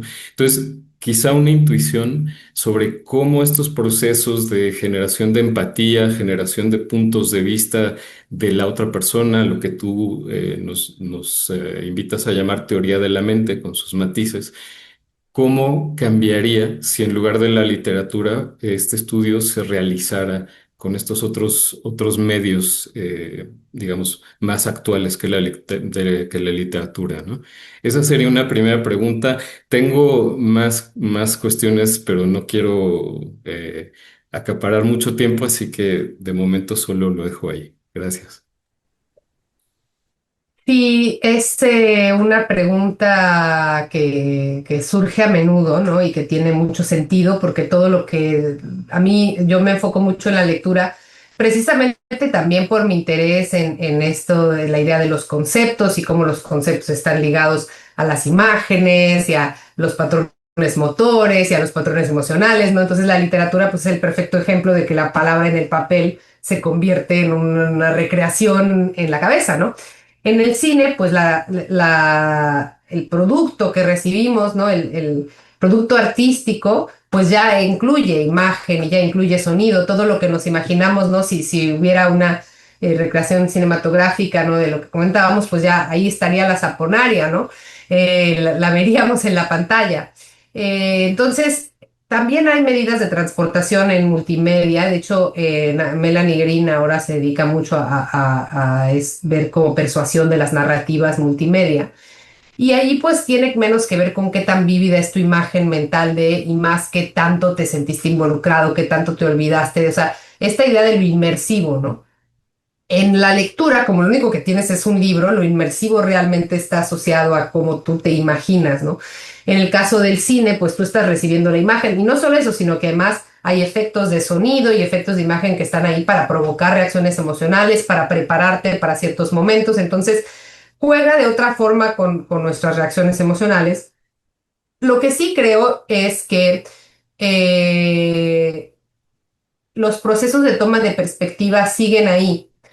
Es decir, y son muy similares. Lo que en la literatura te describen, no, pues hizo un gesto arrugando la nariz y levantando las cejas, ¿no? En el cine lo ves, pero sigues haciendo teoría de la mente. Tú estás viendo a los personajes y sigues viendo, aunque veas sus gestos, aunque veas sus movimientos, aunque sea, digamos, más explícito, lo que está pasando dentro tú te lo sigues imaginando y sigues haciendo el ejercicio de me identifico con este personaje, que es otra cosa de la que no hablamos, pero que se habla mucho, esta idea de la identificación con los personajes y qué tanto, y que tiene que ver también con la pregunta que hacía antes Felipe, ¿no? Si yo me identifico más con un personaje, voy a tomar perspectiva mejor o voy a ser más capaz de mentalizar. Entonces, en el cine seguimos haciéndonos todas esas preguntas de forma implícita incluso, ¿no? ¿Este personaje me agrada o me desagrada? ¿Por qué está reaccionando así? Yo creo que ahí se enojó o le pareció tal o cómo lo interpretas, ¿no? Entonces, los procesos de toma de perspectiva y de empatía simplemente los estamos tomando de diferente información, ¿no? No es información verbal, sino es información visual y auditiva, más parecida a lo que hacemos en la vida real, pero se parecen en el sentido de que también estamos en ese espacio protegido como espectador, ¿no? En el cual podemos hacer todo tipo de lucubraciones sobre los personajes y sus intercambios sin vernos implicados, ¿no? Entonces ahí creo que esas serían las similitudes y las diferencias desde mi punto de vista. Gracias. No sé si Octavio o Jesús quieran hacer un ¿Quieres comentario. hacer tu segunda planteamiento? Por favor, adelante, Eugenio. No, el segundo planteamiento, solo muy breve, es quizá más una especie de provocación, ¿no? Porque siento que el estatuto de la ficción en este momento, y hablando, digamos, del escenario tecnológico actual, no solo los medios, como ya mencionamos, el cine, en algún momento mencioné así de pasada el videojuego. Pero siento que los medios actuales trastocan nuestra propia noción de ficción, ¿no? Entonces, partir de la ficción como un entorno, no solo una herramienta, sino un entorno para entender la toma de puntos de vista, siento que no puede dejar de considerar lo trastocada que está la ficción en esta era donde las computadoras ya son ubicuas y la computadora podemos conceptualizarla como un medio híbrido, en el sentido de que nos permite reproducir realidades. O sea, podemos ver una película en la computadora y, digamos, si la realidad es la película, la computadora está reproduciéndola, pero podemos ver fotos, podemos ver imágenes que supuestamente nos muestran la realidad. Pero también una computadora produce realidades a partir del cálculo, las puede manipular. Por eso digo que es un medio híbrido y que produce tanto simulaciones, es decir, imitaciones de un proceso real, como simulacros, que Jean Baudrillard los caracteriza como copias sin original, es decir, algo que está presentándose efectivamente como una ficción. Baudrillard justamente escribe este libro, Simulación y Simulacro, en 1981, que es justo cuando las computadoras ya empiezan a entrar a las casas, ya empiezan a entrar a la cultura contemporánea, digamos, más masiva. Y a partir de ese momento, yo creo que si llegamos al momento actual donde tenemos eh, inteligencias artificiales que se hacen pasar por personas porque dialogan con nosotros. Tenemos videos que nos muestran supuestas realidades, pero que en realidad son simulacros, tal como los entendió Baudrillard. O sea, creo que todo eso trastoca la idea de ficción. Y entonces, claro, la ficción literaria ya hay un pacto, ¿no? Donde abrimos un libro y sabemos que estamos entrando en un espacio de la novela, del cuento o incluso Borges, ¿no? Que jugaba con este emborronamiento entre lo real y lo no real, ¿no? Quizá ahí Borges estaba adelantándose a su tiempo y estaba haciendo esta hibridez que hacen ahora las computadoras. Yo lo único que diría es que este proceso de suspensión de la incredulidad Ujú. que requiere la ficción, en este momento está en crisis, porque estamos incrédulos ante todo, ¿no? Porque en este momento ya prácticamente no podemos confiar en aquello que vemos, aun cuando se nos diga que es real, ¿no? Y pasa todos los días cuando estamos en las redes. Simplemente lo pongo como acotación y como una consideración eh, para este tipo de experimentos que me parecen súper valiosos, pero que sí creo que deberíamos también integrar, digamos, esta consideración sobre desde mi punto de vista, la crisis de la ficción, ¿no? De que ya realmente no podemos saber en qué creer y en qué no creer. Sí, sin duda, muy, muy interesante lo que comentas y es algo que mi colega Rodrigo Díaz, que es uno de los filósofos que colabora en el capítulo, que tenía todo este interés en la paradoja de la ficción y en esta idea de podemos o no sentir emociones o por qué sentimos emociones por algo que sabemos que no existe, y de ahí jugando un poco y discutiendo de la suspensión de la incredulidad. Es como dices, en la ficción la suspensión de la incredulidad es con consentimiento. Tú aceptas entrar a un ejercicio de ficción y a partir de ahí es genial la suspensión de la incredulidad porque tú aceptaste entrar a un ejercicio de ficción y eso se logró. El problema es cuando la suspensión de la incredulidad sucede sin que tú lo aceptes, ¿no? Cuando se te presenta una ficción como verdad, cuando se te presenta, y lo vemos hoy en día también, mencionaba Jesús que en algún momento te dice algún trabajo, un poco de trabajo en teorías de la conspiración del COVID, ¿no? Y pues tiene que ver un poco con narrativas muy poderosas que evocan emociones, ¿no? Que tocan las fibras que las personas desean, por alguna razón cumple con algunas necesidades psicológicas básicas, ¿no? Pero que pues tienen consecuencias a nivel de comportamiento y a nivel de interpretación de información y de un montón de cosas, ¿no? Entonces, esta idea de la ficción ya no es nada más un ejercicio al que nos entregamos voluntariamente, sino la ficción es algo que ahora aparece disfrazado de verdad en un montón de frentes. Y que mientras más avanzan las tecnologías, como mencionas, ahora con inteligencia artificial, pues va a empezar a ser más y más difícil distinguir, y que esta suspensión de la incredulidad no suceda a costa de nosotros y sin nuestro consentimiento, ¿no? Que Sí, es un claro, es que tema. ahí creo que el peligro es como esta erosión de la capacidad de empatía que la ficción puede generar, ¿no? Cuando ya no somos capaces de suspender la incredulidad, quizá tampoco somos capaces de empatizar, ¿no? Porque ya de entrada tenemos una desconfianza enorme ante todo. No lo sé, es una mera especulación. Yo lo pienso, no lo había pensado tanto en el sentido de la ficción presentada como realidad, pero lo pienso con la realidad por ejemplo, escenas de guerra, escenas del genocidio y del horror en Gaza, ¿no? Pero que te está llegando a nivel vertiginoso en tu página, mezclado con videos de gatitos y de una foto de tu primo en la playa. Y eso llega a un punto en que se satura, ¿no? Es decir, ya no puedes involucrarte, incluso sabiendo que eso es realidad, incluso estímulos que se supone que deberían de despertar ciertas emociones en ti, pues ya no puedes empatizar por la forma, no, no nada más el contenido, sino el vehículo, ¿no? Pierde toda profundidad por el vehículo, ¿no?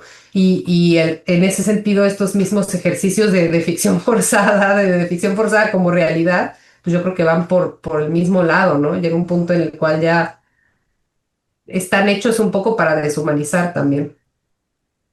Gracias, Fernanda. Muy bien. Octavio, ¿quieres hacer Bueno, algún comentario? sí, bueno, a mí me ha interesado mucho todo lo que han estado diciendo porque estoy involucrándome en un proyecto que tiene que ver con mitología y ciencia ficción y novela gráfica. Entonces, sí, digamos que la ciencia ficción cae en un plano pues, totalmente hipotético. O sea, de antemano sabemos que es algo que no existe en una realidad, no parte de una realidad, no hay personajes que necesariamente estén conectados con el mundo, incluso que conocemos, sino que puede ser algo total y absolutamente especulativo e hipotético. Y en el caso de la ilustración, o de la novela gráfica, o como lo quieran ver, pues también es un mundo que es recreado pues básicamente a base de dibujo, no tiene necesariamente que utilizar ningún otro artificio. Entonces todo está hecho o todo tiene que estar elaborado a nivel gráfico, ¿no? Entonces con el esquema ese que pusiste de la, de la gráfica de puntas afiladas, en comparación a la gráfica que tiene las formas redondeada. redondeadas, ya con eso estás manifestando dos emociones totalmente distintas. Pues revisando, digamos, la literatura que hay alrededor de la novela gráfica, me encontré con un comentario en donde hablaban sobre la importancia de la onomatopeya.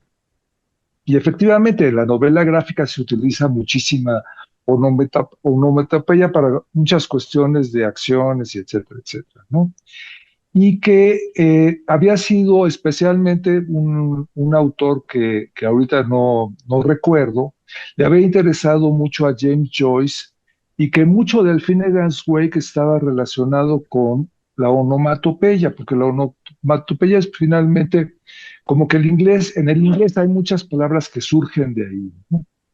Y que la onomatopeya es algo que nos conecta pues, con emociones muy básicas, muy primarias, muy que no requieren una gran explicación, por decirlo así, no son imágenes ni son nada, es más, posiblemente ni siquiera llegan a generar, no tienen una etimología en realidad, ¿no? Un golpe simplemente puede ser un pau, ¿no? Y ya cualquiera lo puede entender, porque además la ventaja que tienen los cómics y la novela gráfica es que el lenguaje, la palabra está muy reducida y mucho de ello también lo comunican a través de imágenes.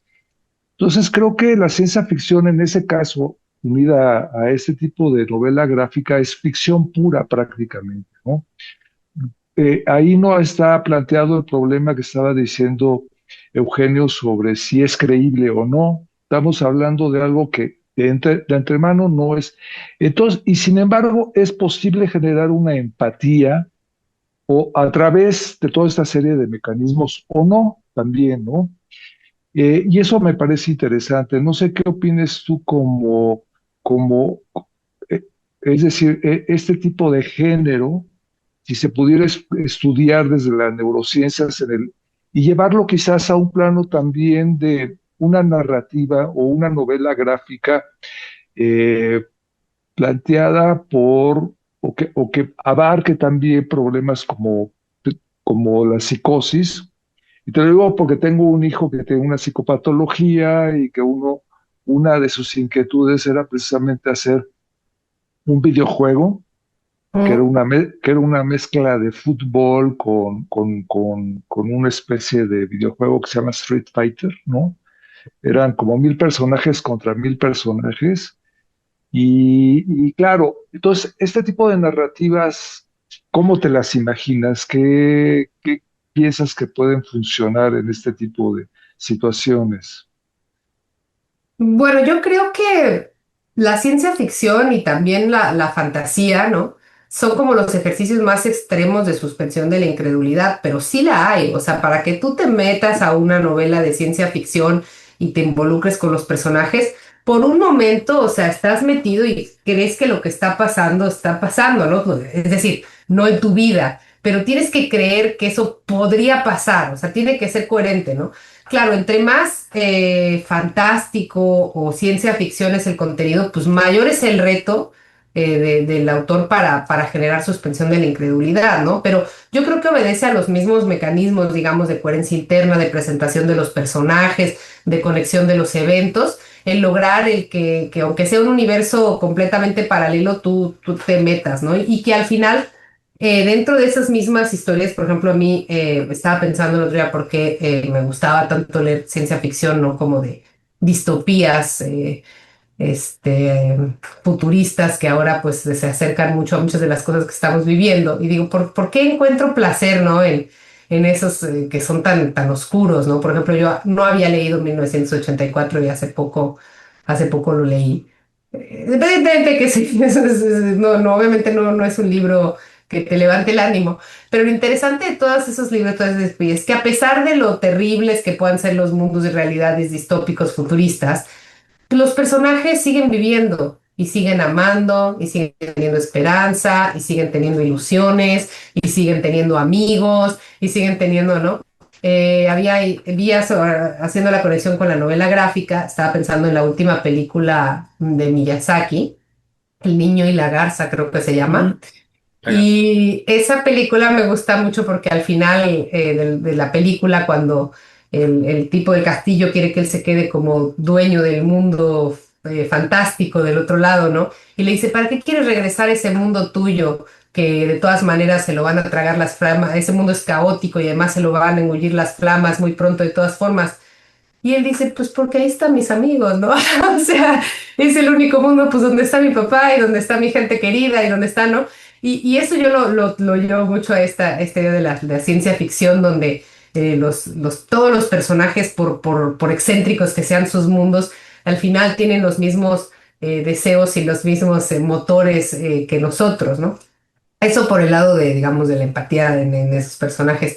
Y por el lado de la novela gráfica, un poco como el cine, ¿no?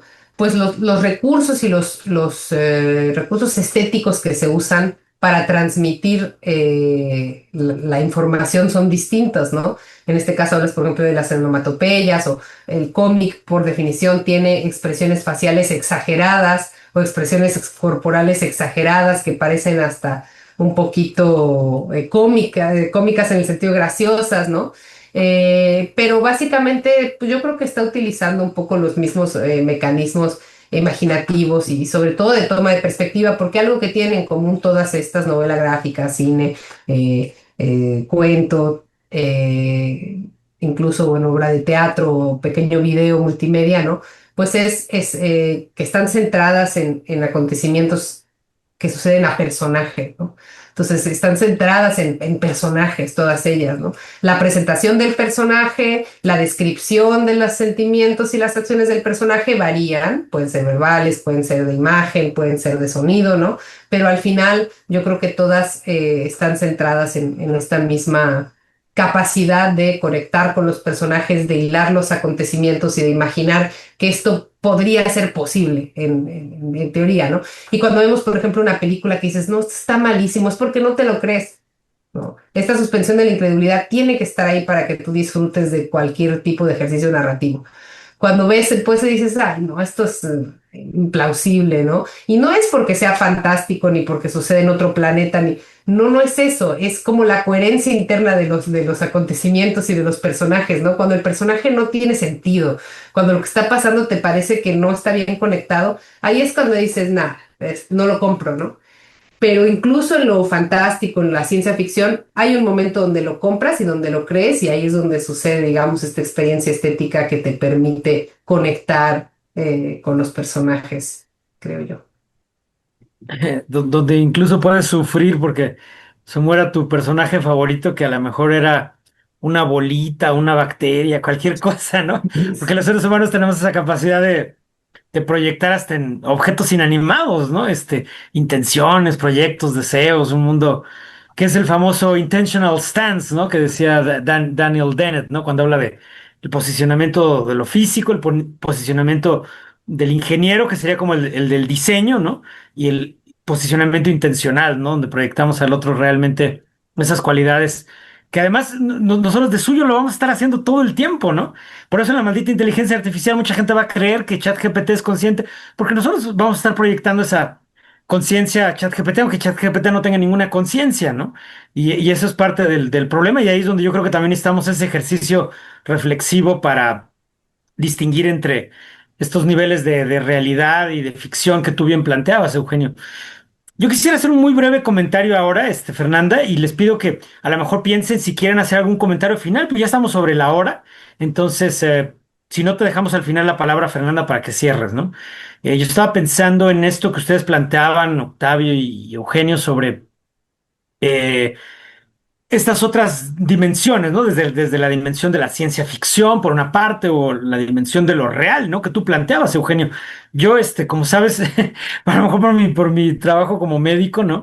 Siempre he sido, defensor de la necesidad de estudiar en forma, pues, muy rigurosa lo real, ¿no? Yo siento que obviamente fue necesario que el postestructuralismo lo pusiera entre comillas, lo pusiera entre signos de interrogación, que nos cuestionáramos desde todos los ángulos posibles la sarta de mentiras, ¿no? Que se nos dicen como si fueran cosas reales, en fin, todo eso, ¿no?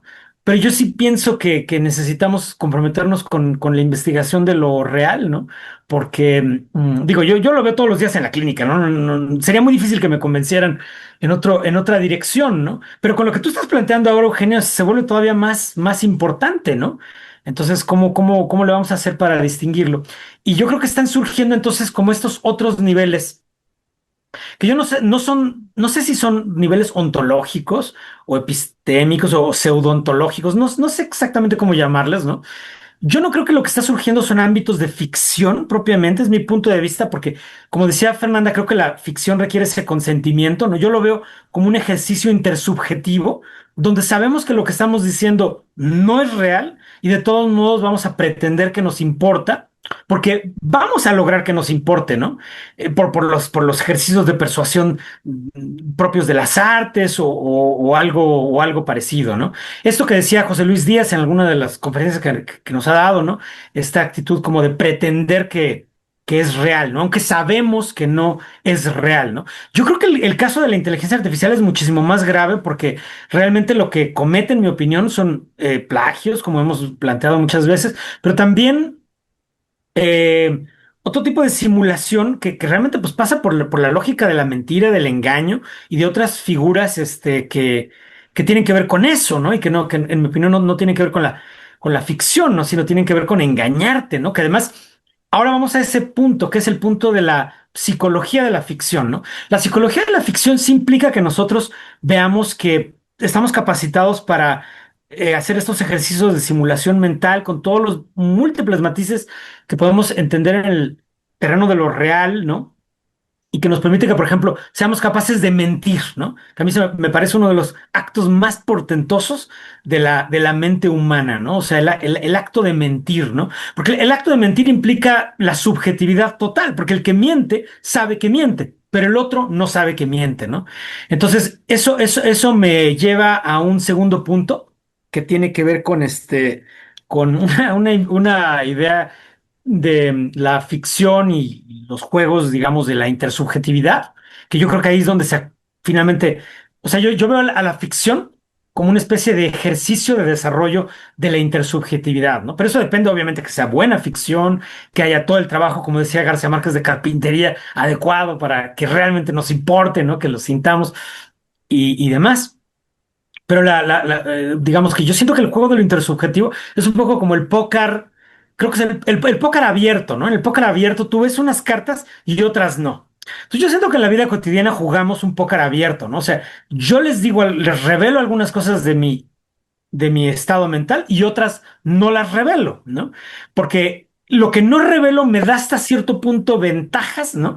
Entonces todo el tiempo estamos jugando a revelar y no revelar. Y en la literatura de ficción o en la narrativa en general, el autor hace eso, o los autores hacen eso, ¿no? También me interesaba este otro tipo de ejercicio ficticio en el que vemos a un personaje, por ejemplo, y es como un ejercicio hasta cierto punto conductista, donde vemos que el personaje hace un montón de cosas, ¿no? Hace algunas operaciones X o Y, pero no sabemos cuál es su proyecto. No disponemos de esa como voz en off que le diría al lector lo que está pensando. Entonces no sabemos cuál es su proyecto. Entonces el lector tiene que entrar en un proceso como de inferencia, de deducir, de inducir, de abducir. ¿Qué diablos es lo que está haciendo el personaje o por qué lo está haciendo, ¿no? Porque nos falta una pieza central que es el proyecto, el objetivo, la meta del otro, ¿no? Entonces yo siento que en la narrativa jugamos con todo eso, ¿no? A veces le damos al lector muchas pistas, ¿no? De lo que piensa el personaje, y a veces lo ocultamos porque queremos que el lector activamente haga el ejercicio de descifrarlo, ¿no? Que eso es lo que hacemos en la vida cotidiana. A veces, por ejemplo, yo quiero decirles a ustedes, ay, me duele la panza o qué sé yo, ¿no? A lo mejor porque quiero sacar una ventaja de ello, o a lo mejor porque de veras me duele mucho la panza y necesito que me disculpen ahorita en esta sesión porque me voy a parar para ir al baño, ¿no? Este, pero ustedes no lo saben exactamente, ¿no? Entonces yo revelo una parte y otra parte lo oculto y el juego de la intersubjetividad es ese, ¿no? Porque en realidad la subjetividad sí tiene esa dimensión oculta para los demás, ¿no? Entonces yo creo que seguimos descubriendo eso y yo creo que proceso de descubrimiento va a seguir adelante, ¿no? Eh, Pensé también, Felipe, en lo que tú comentabas de las sonoridad de las palabras, ¿no? Los ritmos, las melodías, la prosodia y todo eso, y el enorme poder que tiene. Y yo la manera como lo pensaba, ¿no? Es que un autor tiene que generar un ritmo musical, ¿no? Lógicamente un ritmo, y el ritmo musical es un ritmo corporal. También encontraste un poquito un discurso por ahí de García Márquez, ¿no? Ni modo, regresamos a estos malditos genios, ¿no? Como García Márquez, que decía que el trabajo era controlar la respiración del lector, que me parece muy buena idea, ¿no? O sea, con la prosodia tú controlas la respiración del otro, finalmente, ¿no? Y la respiración del otro hace que el lector entre en posturas corporales y demás que van a generar ciertos estados interoceptivos que van a provocar entonces ahora sí la inducción de emociones, sentimientos y todo eso, ¿no? Y la última idea que me hicieron pensar, Fernanda, ya en lo que nos mostrabas esa imagen de resonancia funcional, ¿no? Que a lo mejor digo, no, tú y yo creo que estamos alineados en que no nos interesa una neurociencia reduccionista, ¿no? Así de, claro, ya lo encontré, la solución a Romeo y Julieta, ¿no? Porque aquí está esta imagen funcional que lo demuestra. No, para nada, ¿no? Simplemente que, como la realidad tiene muchos niveles, vamos a estudiar el nivel de lo conductual, vamos a estudiar el nivel de lo intersubjetivo, vamos a estudiar el nivel de lo antropológico, lo sociológico, y también vamos a estudiar el nivel de lo cerebral, ¿no? ¿Por qué no vamos a estudiar el nivel de lo cerebral? Es un nivel interesantísimo, ¿no? Entonces, cuando mostrabas esas imágenes de activación en la corteza temporoparietal o la unión temporoparietal derecha, me hizo pensar en todos estos, o sea que a lo mejor los autores ya habían conseguido en esos experimentos el éxito que sería que el otro cambie su perspectiva, ¿no? Porque esas cortezas tienen mucho que ver con la toma de perspectiva, incluso cuando se induce actividad ahí con estimulación magnética transcraneal, pues tú lo sabes, ¿no? Algunas personas pueden tener estas experiencias de descorporalización donde se ven a sí mismos desde arriba y ven la habitación como ahí está el sofá y ahí se ve la cama, pero desde arriba, ¿no? Entonces, a lo mejor es una microsimulación donde realmente se está consiguiendo un cambio de perspectiva, ¿no? Que es con lo que tú iniciaste. Y también la idea de que sí es cierto que el hemisferio derecho tiene cierta preferencia por procesos autorreferenciales, ¿no?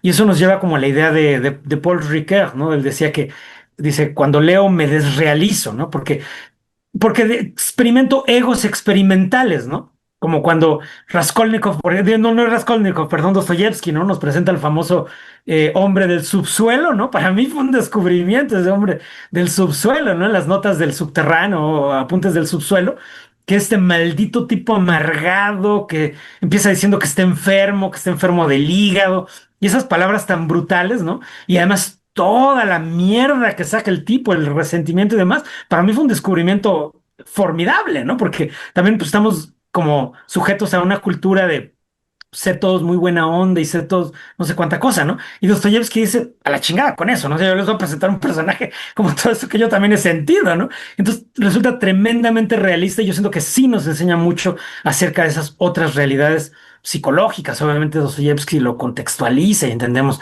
los escenarios sociales de Rusia, de San Petersburgo en el siglo XIX y todo lo que vivió Dostoyevsky. Pero entonces lo que quería decir es esa oportunidad, ¿no? Para esos egos experimentales. Pero claro que también coincido con el escepticismo que ustedes plantearon, que plantó Felipe, que plantó también Eugenio, ¿no? De que eh, pues la ficción es un arte muy difícil, ¿no? Entonces, yo creo que la mayor parte de lo que vemos como ficción, pues es mala ficción, ¿no? Sin embargo, de vez en cuando encontramos esos ejercicios de ficción muy poderosos que quién sabe cómo ya nos está haciendo que tomemos partido y no queremos que se muera mi personaje favorito y por favor él no y denle chance y lo que sea, ¿no? Y ahí ya estamos de alguna manera, pues en los hilos del titiritero del autor, ¿no? Y hay una dimensión ética en eso, y hay una dimensión estética, y una dimensión psicológica. Pero en fin, muchísimas gracias, Fernanda. La verdad nos diste una presentación magnífica. Gracias, Felipe, también por esa interlocución, y Eugenio y Octavio. Y pues, si quieres cerrar con alguna palabra, Fernanda, o alguien quiere hacer alguna intervención final, pues ahora sería el momento. No, pues nada más agradecerles, ha sido sumamente enriquecedor y da para seguir conversando, ¿no? Hay muchos caminos que se siguen abriendo, pero creo que en este caso, pues recalcar que digo, yo te presenté un estudio experimental, pero realmente a veces lo más importante o lo más interesante son todas las discusiones teóricas que de ahí se desprenden, ¿no? Creo que en la psicología de la ficción durante un tiempo hubo una especie de ola en la cual lo importante era mostrar que la ficción era, pues tenía un efecto positivo, ¿no? Y muchas veces he recibido la crítica de gente que está más en el mundo de las artes de que por qué el arte siempre tiene que servir para algo, ¿no? ¿Por qué tienen que venir a decir que, ay, ahora aumenta la empatía y ahora no sé qué, ¿no? Pues en realidad el arte es arte y la ficción es ficción y tiene su valor en sí misma. Pero sin embargo, pues un poco como decía Jesús, pues yo creo que es fascinante e interesante pensar en qué está pasando y qué no está pasando